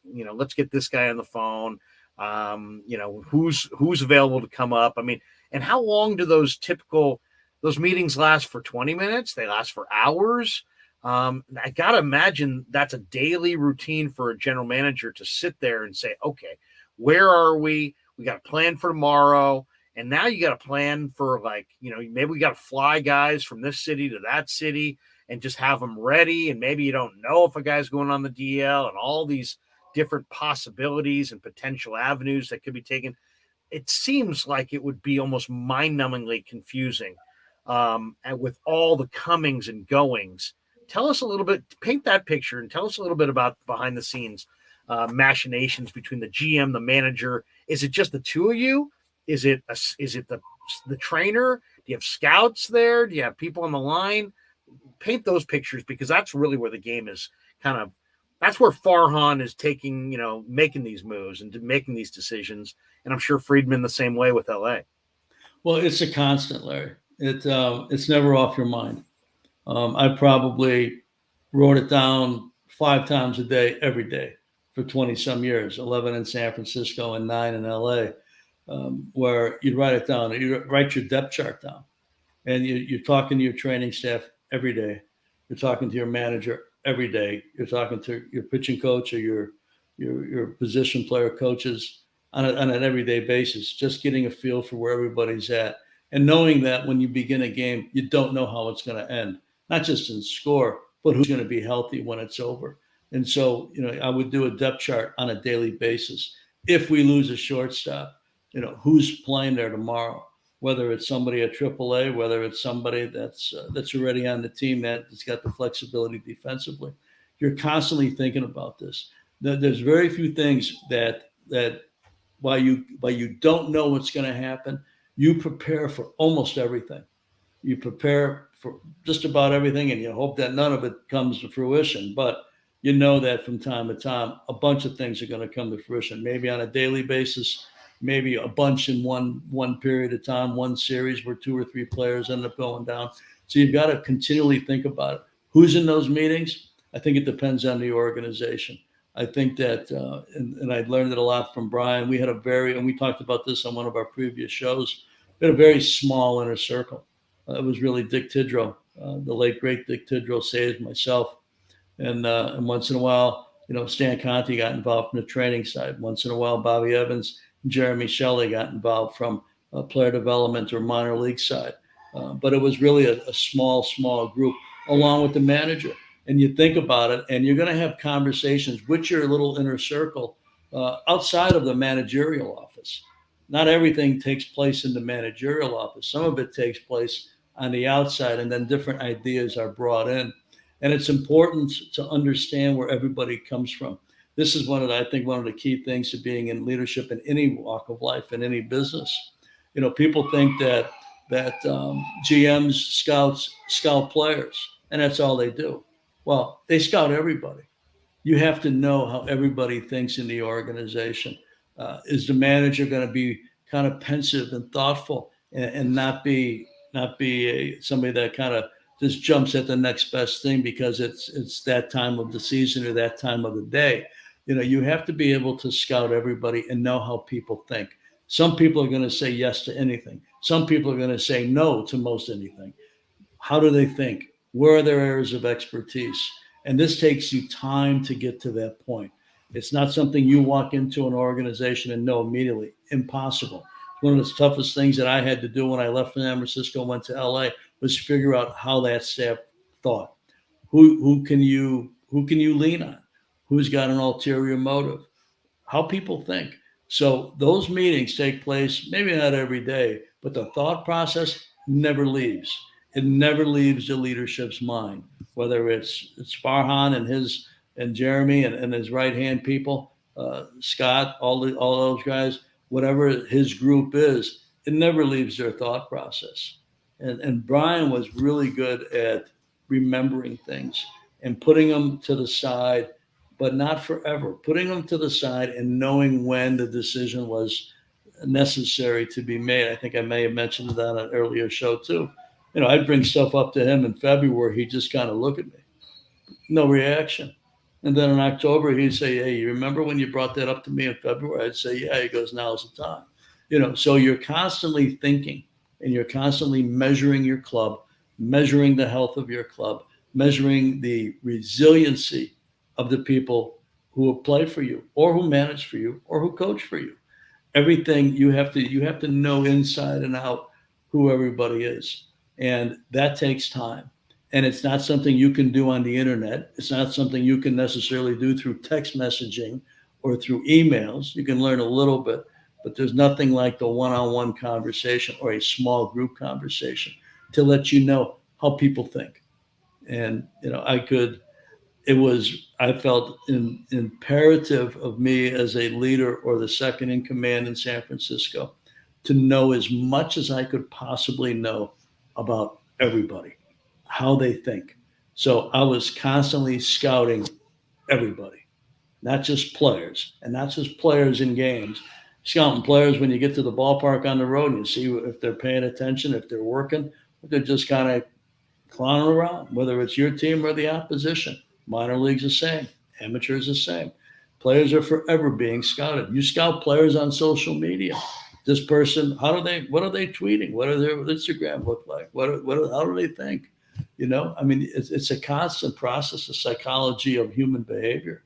It never ever ends. So the group can be very small, and but it's always evolving. I'm sure that Farhan and Gabe probably talk every day, and they know where each other are at, and they continue to maneuver. It's like walking through a maze. You change course from time to time, but the goal is to get to the end and to win and to have a championship caliber club.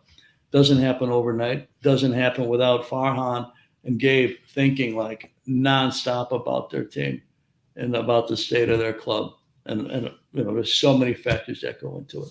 Is there a preseason, a spring training, and off season going into the season dialogue at all between like the front office and the players, where you say, guys, look, we are going to have to make a number of maneuvers this year. Trust us, stay with it. Don't run to the beat writer as soon as we're done with this. Don't make the thing a nightmare. And like even minor league players, I guarantee you there's some minor league hitter who's hot, and you're flying him from Oklahoma City to Tulsa or something, or to some big league city. And then the guy who he's going to replace says, you know what? The elbow actually feels pretty good. And then all of a sudden you're like, all right, we're taking this guy and we're flying him back to Oklahoma City, or we're flying him back to wherever. And he maybe has been inconvenienced. He's riding planes. And I would imagine some of these guys get kind of testy or kind of upset. Hey, man, this is the third time you've flown me from AAA to here, and I've yet to actually get into a game. Do you have to have dialogue with those guys? Is that done beneath you at a minor league manager level or your major league manager? Because I would imagine you got to make sure that these guys, keep everything in house and have that trust. And I can remember so many times asking guys on the Giants when you guys were there, hey, what about this move? What about this move? What about that? And if they didn't know, they would almost blindly say, hey, I've got nothing but confidence in Ned and Brian. I got nothing but confidence in Brian and Ned. I've got nothing but confidence. It was almost as if you guys had a prior conversation, like when they said, hey, look, just go with it. Just go with our moves and we'll figure it out on the back end. How does that come together? Are those conversations had in spring training or before the year? Or is that just something that a baseball player knows? These guys are in charge. Don't question it. Don't tell anybody. Don't say anything. Paint the picture. Well, some of it's reputation. Some of it, sometimes players come in and they know how successful an organization's been. But it takes time, and it takes the understanding of it, of who's who and how people think. Players have to understand how the front office thinks. through sometimes just watching and listening, and sometimes from a one-on-one conversation, or sometimes from a team meeting. I wouldn't have very many team meetings. I would have one at the outset of spring training when everybody, the day that pitchers and catchers and position players were all in a room together. And I would have one unless something crazy happened, like Manny Ramirez testing positive. I wouldn't have another one until at the end of the season of that ilk. But it was a day-to-day thing. It was one-on-one. It was, hey, I know you're struggling, or hey, I know this, I know that, or I know, hey, you're really playing well, and you gauge it. But it's every day it moves a little bit for almost everybody. And I would make sure that I spent a lot of time in the minor leagues during spring training. It was one of the main reasons we moved from Vero Beach in Florida to Glendale, Arizona, was because I needed the time in the day to continue to build those relationships, so that your AAA player that was borderline big league player understood your thought process. Couldn't understand everything about what you were thinking. That's not fair. But to give them a feel for where you're at. AJ Ellis, who was a backup catcher for a long time and then a starting catcher, I had so many conversations with him to give him a feel for how I thought. Didn't always agree with it, but he always knew how I thought. And I think that those types of situations are very important to keeping your group together, because a baseball season is going to test everything you've got. As much as any sport, and probably more than most, when you are side by side with somebody from basically Valentine's Day to the teams that win, Halloween, even the days you're off, you're probably with somebody from the team most of the time, or you're traveling. There's no respite from it. So you really have to keep your finger on the pulse of everybody's personality and how they do with different situations. And it teaches you a lot. That's one of the things I probably miss about it. And one of the things that was relentless in my own thought process was it never ended. Learning about people never, ever ended. But I think the teams that struggle with it are the teams that do not have relationship with their minor league players. I think those that will tell a minor league player one thing and do another doesn't make any difference. We can't, while sports is different in a lot of ways, sports is similar to life in a lot of ways. Sure. And so, if you go about it in your relationships like that, where you tell people what you think and where you're at and how you're thinking and what your next moves may or may not be, and why they may or may not occur, that's at least helpful. People are never going to agree with everything you say or do, but I think it's very important that they understand at least a thought process to it. And I think it's, when you're in a leadership position, you've got to pick your battles sometimes too. The 24th, there was 25 men rosters when I was a GM, not 26 and not temporary 28. And so the manager, if he really wanted, the 25th player was really important to the manager, who it was, versus somebody who we thought would have a better chance of helping a team be successful.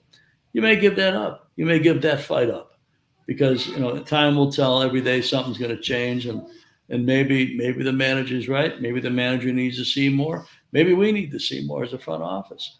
But it's a constant thought process, and those who take their mind off of it, except for a minute or two to kind of reset and regroup, those that don't think that way, I think they struggle to be successful. It's a people business, and as much as it's in the public eye all the time, and as much as you look at the salaries and what people make on a daily basis or on a year basis or through a career, it's still a people business, and you need to pay attention to that aspect of it.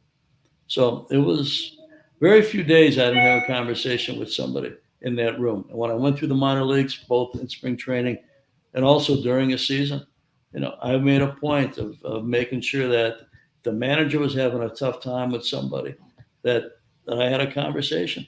Again, they may not have liked what I had to say, but they knew why I said it. And you go from there, and you try to, I used to tell players, the wisest thing we can all do is keep any of our issues inside this room. Because once you get outside the room, the chances of if you want to be traded, the chances of really being able to do that gets slimmer. If people know that the team's in a desperate spot, they'll try to take advantage of that situation Some GMs will just let their players sit in AAA for the rest of the year. So it's best to keep it in house, and not take it outside at any point in time for all parties. I love these conversations, and I really do cherish some of the wisdom that you bring to this thing and to our conversations, because you got a lifetime in the game, and these are golden conversations in my opinion. I appreciate your time. Last one, and then we're going to let you get on with the rest of your Sunday. We're now 25 games roughly into the season, right, Ned? And there's these guys all have track records. I mean, not the rookies, but the veterans all have track records. I was looking at LA's numbers. Justin Turner's hitting, 170 or something. Darren Ruff's a really good hitter for the Giants. He's hitting 181, and the Giants have like 6 hitters hitting under 228. And I always thought about the mental part of the game. I mean, as the scoreboard clarity gets greater, you're facing your stat line. I mean, imagine if every person in the world were their job evaluation was on a massive screen facing them at their job. It would start to mentally grind you. And I'm just kind of wondering, I know these guys are mentally tough, and everybody's got a track record. Nobody panics, but here we are. We're 25 games in. We're now at the end of April, and we're heading into May. What happens is there ever a concern as the general manager that an established player could have such a prolonged slump that they're even though they're major league caliber player, that they need to get off this treadmill of stats and failure and somehow have something that makes them pivot and pause and slows their season down? Otherwise, it's 171, 143, 132, 122, 121. It's like you're sitting there and you're watching. And I think I got to think that it's got to mentally grind on some guys. Maybe not all guys. Some guys have such incredible confidence that they're probably being faced with bad stats. You know what? I've had a bad month before. I'll turn it around.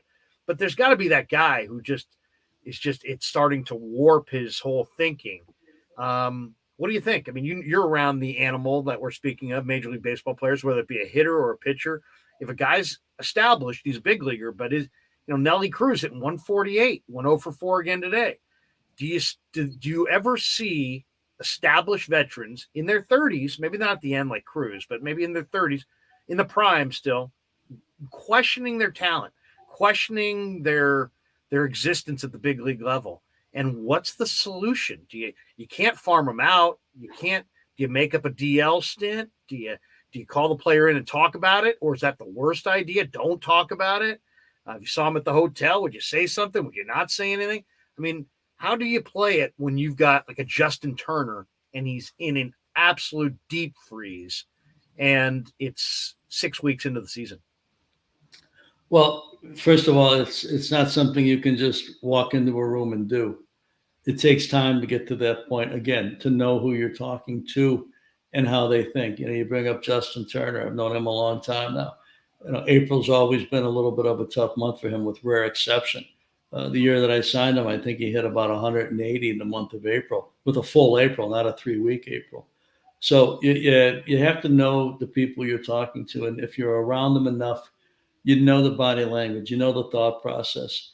There's very few players. I have no idea in 40 years how many players I've said hello to and how many players I've watched play for teams that I work for. I don't know, 1,000, maybe 1,000. I have no idea. But very few, if any, didn't go through a period of time where the look on their face told you, you know what, I wonder how long this is going to take for me to get out of this situation. Can't tell you I knew what they were thinking, but I could tell by their body language or by the look on their face that, this isn't an easy game. It's built on failure. They'll build a statue if you make it out 7 out of 10 times, So I think you just have to know, and you have to be able to judge it and to be able to understand the personality. Some guys want to keep on playing to pull out of it. Some guys need the mental break. Sometimes you've got to segment a season for them. I've been around Cody Bellinger for a long time. One of the great minor league players who could adjust as time went on. Last year had a tough season, but when he got to October, suddenly he was a lot better. You're Jock Peterson. From time to time goes ice cold. Month of October, boy, red hot hitter. And so you have to understand where people are at and how they go at it, and measure it on a daily basis, and figure out if it's time to sit them down. If it's time, if they are finicky a little bit, then it's time for an IL stint. That you give them that chance to take a breath. I think every team in baseball does that from time to time, especially after you get 3 or 4 weeks in, because everybody's got some nagging injury that would qualify. As far as your team goes and your makeup of your team, I would let April always play out. I would start to think about where my team was at really about a month, a little bit between the 4th and the 5th week in. We're not there, even though it's May 1st, we're 3 weeks in. So this year, probably May 7th to May 15th, I'd probably be taking just a little bit more of a look, because things have are starting to settle a little bit. Doesn't mean your 180 hitter, if it's a career 280 hitter, isn't going to hit, 320 for the rest of the season. No, it happens all the time. But I think you wait. You have to be patient.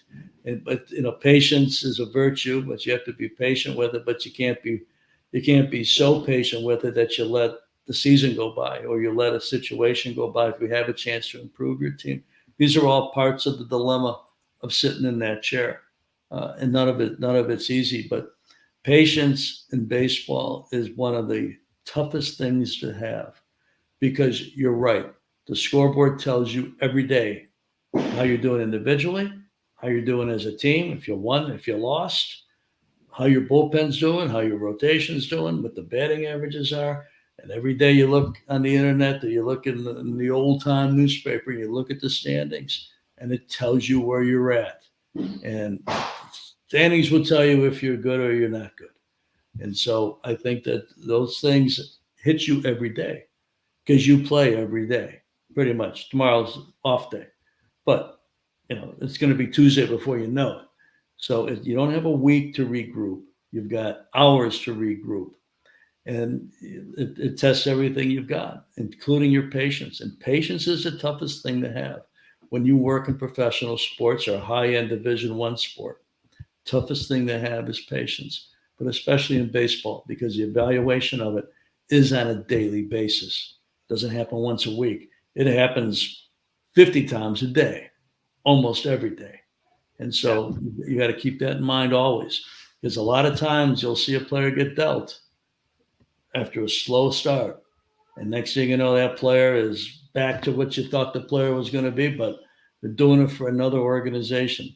So picking that point in time when it's time to make an adjustment is one of the key elements to leadership. Again, baseball we're talking about, sports we're talking about secondarily, but it's really no different in any other business. If you're in sales and you have a rough first quarter, but you've had great quarters going into it.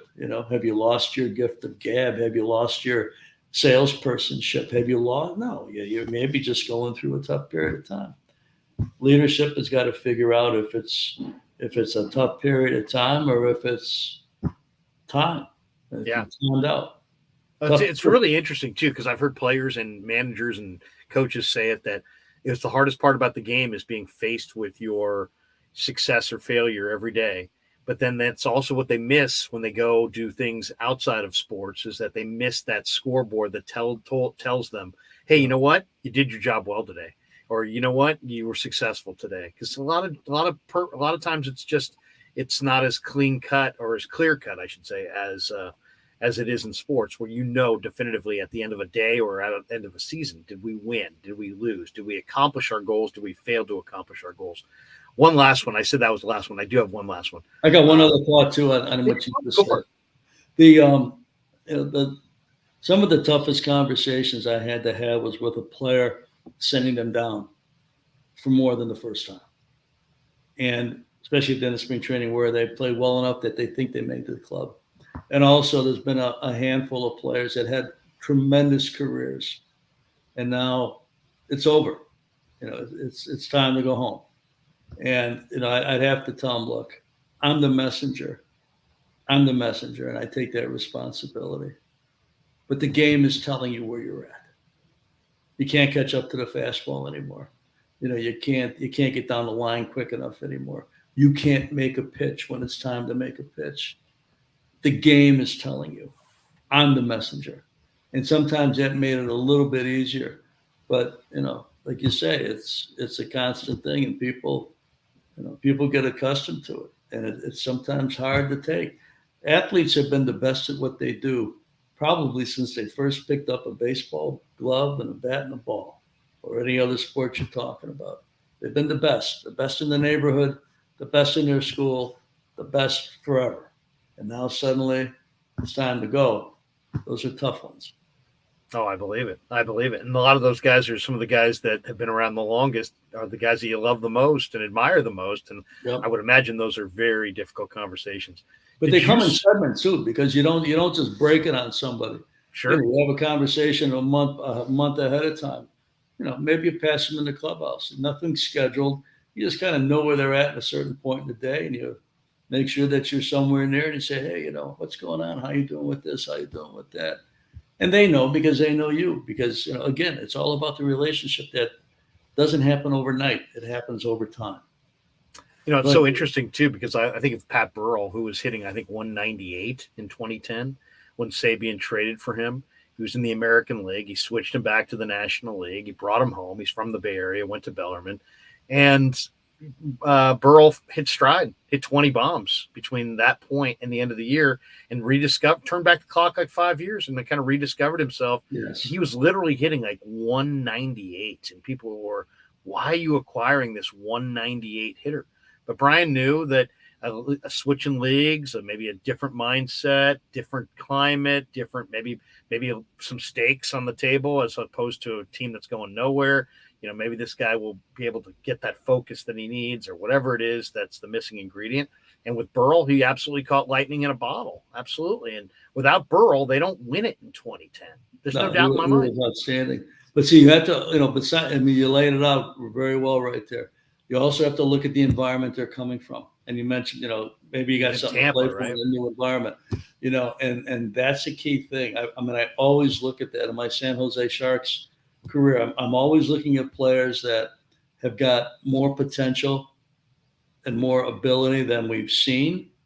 And I especially look at the environment that they're in. Are they a third line player? Are they a fourth line player? Do they play different parts of the game? Do they get any power play time? The guy's got a great shot. He's got an extra gear to his skating.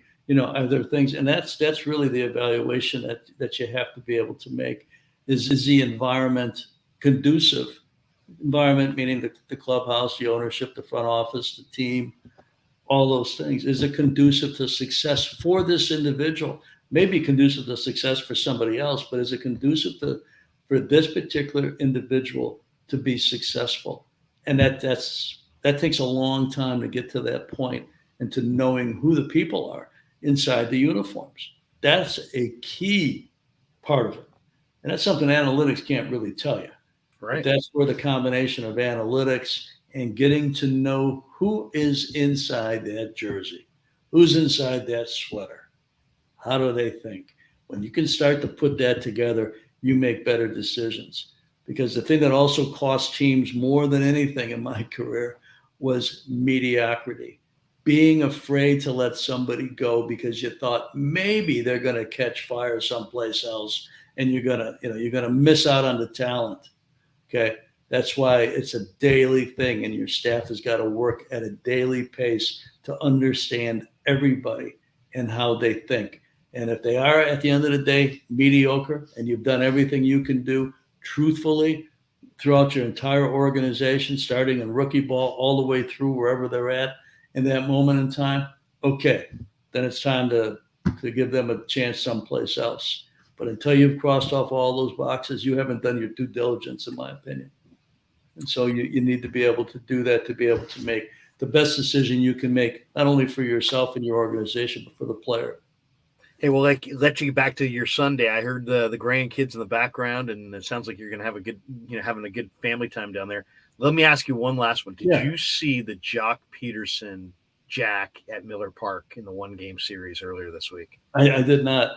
So Peterson is batting, right? And Ned, I mean, I've been watching baseball for decades. I don't think I've seen this more than a handful of times.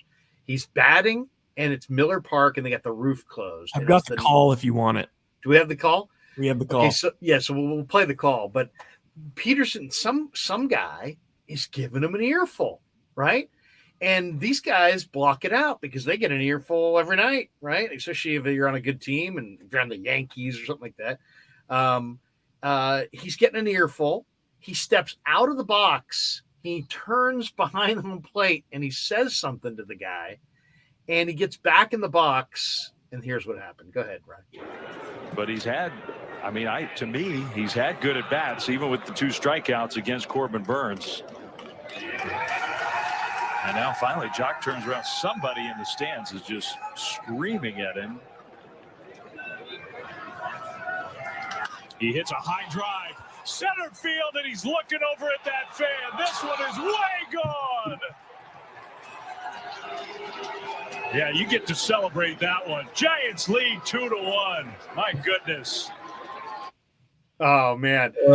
So he turns to the guy and he says something. Then he gets to first base and he does the Superman open the, Clark Kent open up the shirt kind of thing and slaps the hands of Anton Richardson. They're whooping it up on the bench. He gets back to the home plate and he dropped a couple F-bombs on the guy and kind of, said something. How about that? I'm just kind of wondering, it was an awesome moment. It was just such a cool moment. And Dave got into it and there was a lot of talk, I'm sure, around town here. Maybe it was just a local conversation, but have you ever seen that? Have you, in all the years with the Giants, the Dodgers, with the Cubs, have you ever seen the fans heckling somebody to the point where they actually stepped out of the box or actually addressed the fan and then got back in the box and hit one out? That you can think of. I've seen it happen a handful of times. The first time I saw it happen, I was a kid in the bleachers of Wrigley Field, where I grew up. Right. When Willie Davis, the Dodgers. Yeah. He was an outfielder, and the bleacher bums were giving him a tough time. He's in the field, giving him a tough time. And he'd turn around, he'd look, turn around, he kind of nod. But, you could tell it was getting to him a little bit. So he hits a homer. And as he's rounding second base, he's like, he's kind of glaring out of left center field, right? Well, it gets worse for the Cubs. Oh, no. So he comes out and people are still chirping, still on his case. And he's now a little bit more sure of himself. And he comes up and he hits a second homer. Okay. And as he's rounding second base, he was, some people would interpret it as your number one. Right. But it wasn't exactly your number one.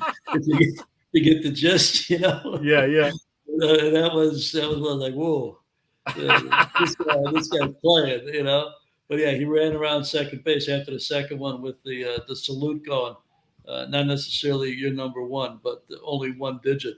You know? And so I've seen it a handful of times. Barry, you used to have it with Barry once in a while on the road. Somebody really started chirping on him. Sure. And next thing you know, he'd be hitting one about 450 and come back and just come across the plate and be nodding.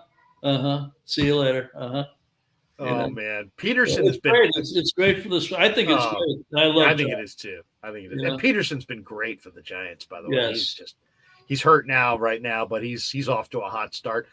He's one of the reasons they're rolling right not a lot of sticks in that lineup that are hot, but man, he has been. And I like that. And he and I had our moments. We had our moments, Did you? He was in AAA and he thought he should be in the big leagues. I can remember I was in Colorado and he was giving a AAA manager a tough time. And so I told the clubby and I said, hey, or the trainer, I said, hey, have Jock call me. And he called me and he was all excited because he thought that the phone call was just coming to the show. Right. And I says, the manager's got a lot going on, and the AAA manager's got the most to deal with because everybody's agitated about something, right? Sure. And I said, so give the guy a break, because if you don't give him a break, the next thing you should do is find a real estate agent in AAA because you'll be buying a house down there. So he was a little bit quiet with me for about a month after that. But he turned out to be a very, very good player, man. Clutch player, 2 World Series back-to-back years, 2 different organizations. He's been good. Much He's been respect. good. Much respect for Mr. Peterson. Let me just pay the bills, and we're going to call it a day. We got a couple of proud sponsors of the Krueg Show. Telmetrics.co is a big sponsor of ours. If you're an orthopedic surgeon, an occupational therapist, a chiropractor, a physical therapist, Telemetrics is designed for you to use in your practice and will greatly benefit your patients. Telemetrics uses computer vision and artificial intelligence and provides a platform for outpatient rehab therapy services, both in the clinical and telehealth environments. Using Telemetrics can improve your patient's experience and much more. So for all your sports injury needs, if you're a physical rehabilitation specialist, make sure you go to telmetrics.co, TELMETRIX.co.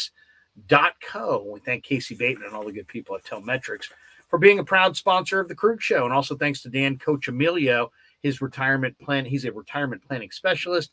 You can give him a call right now, 925-628-9966, securemoney.com on the web. A lot of uncertainty in our world, and you want to make sure your money is taken care of and secure. And he's got 25 years of experience, born and raised in the Bay Area, big Giants, Niners, Warrior guy.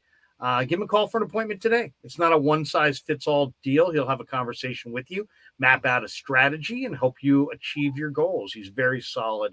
We love him greatly. 925-628-9966, Dan Coach Emilio. Once again, securemoney.com on the web. All right, Ned, great stuff, man.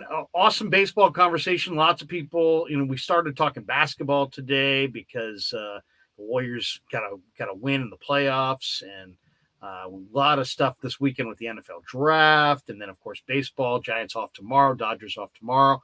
And they rekindled the season Tuesday night at Dodger Stadium.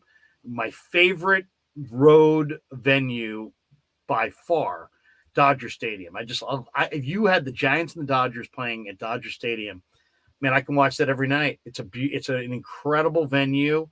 It's historical, but it doesn't look old. It's an incredible place. I mean, we love our park here at Oracle Park in San Francisco. We love Oracle Park, and we think it's the best. But man, Dodger Stadium is a phenomenal venue, and a lot of great memories, a lot of terrible memories. Piazza going deep, Finley going deep. Giants. Then some great memories as well. The '93 final weekend with Barry and Will and Giants rolling down there, winning 3 out of 4, only to have Piazza ruin it on the final day of the season. But a lot of great memories from Dodger Stadium. Ned, thanks for stopping by. And you're going on a little deal, so we won't see you for a couple weeks or a week or so, whatever it's going to be. But we appreciate you stopping by on some of these shows, giving us your insights, telling us your anecdotes, and we really, really appreciate it. And always love chopping it up with you. Always a pleasure, my friend. Honored to have worked for both organizations. Very cool to see it from both sides. Well, have a great rest of your weekend. Thank you, buddy. Fantastic family, and thanks for coming by the Krueg Show. That does it for pleasure. us. And we should tell everybody, like and subscribe. Hit that notification button. It will tell you when we're doing our next show. Loving the YouTube space. Loving all the people in the chat. We've had unbelievable growth. Tomorrow is going to be a big Niner day. We're going to do some live streams with John Chapman, Jack Hammer. Grant Napier is going to stop by on Tuesday. We'll talk NBA playoffs with him. We're going to do more Niners later in the week, a lot from Dodger Stadium. Marty's going to stop by. It should be a great week on the Krueg Show. So for Ned, I'm Larry. Thanks to Ryan. Thanks to Len. Hope everybody has a phenomenal Sunday, and we're out. Yeah, never met a man I've been scared of. Careful, you gon' get exactly what you asked for. Here for whatever you bring me, getting handled. I answer to no one, I don't need to hassle. Yeah.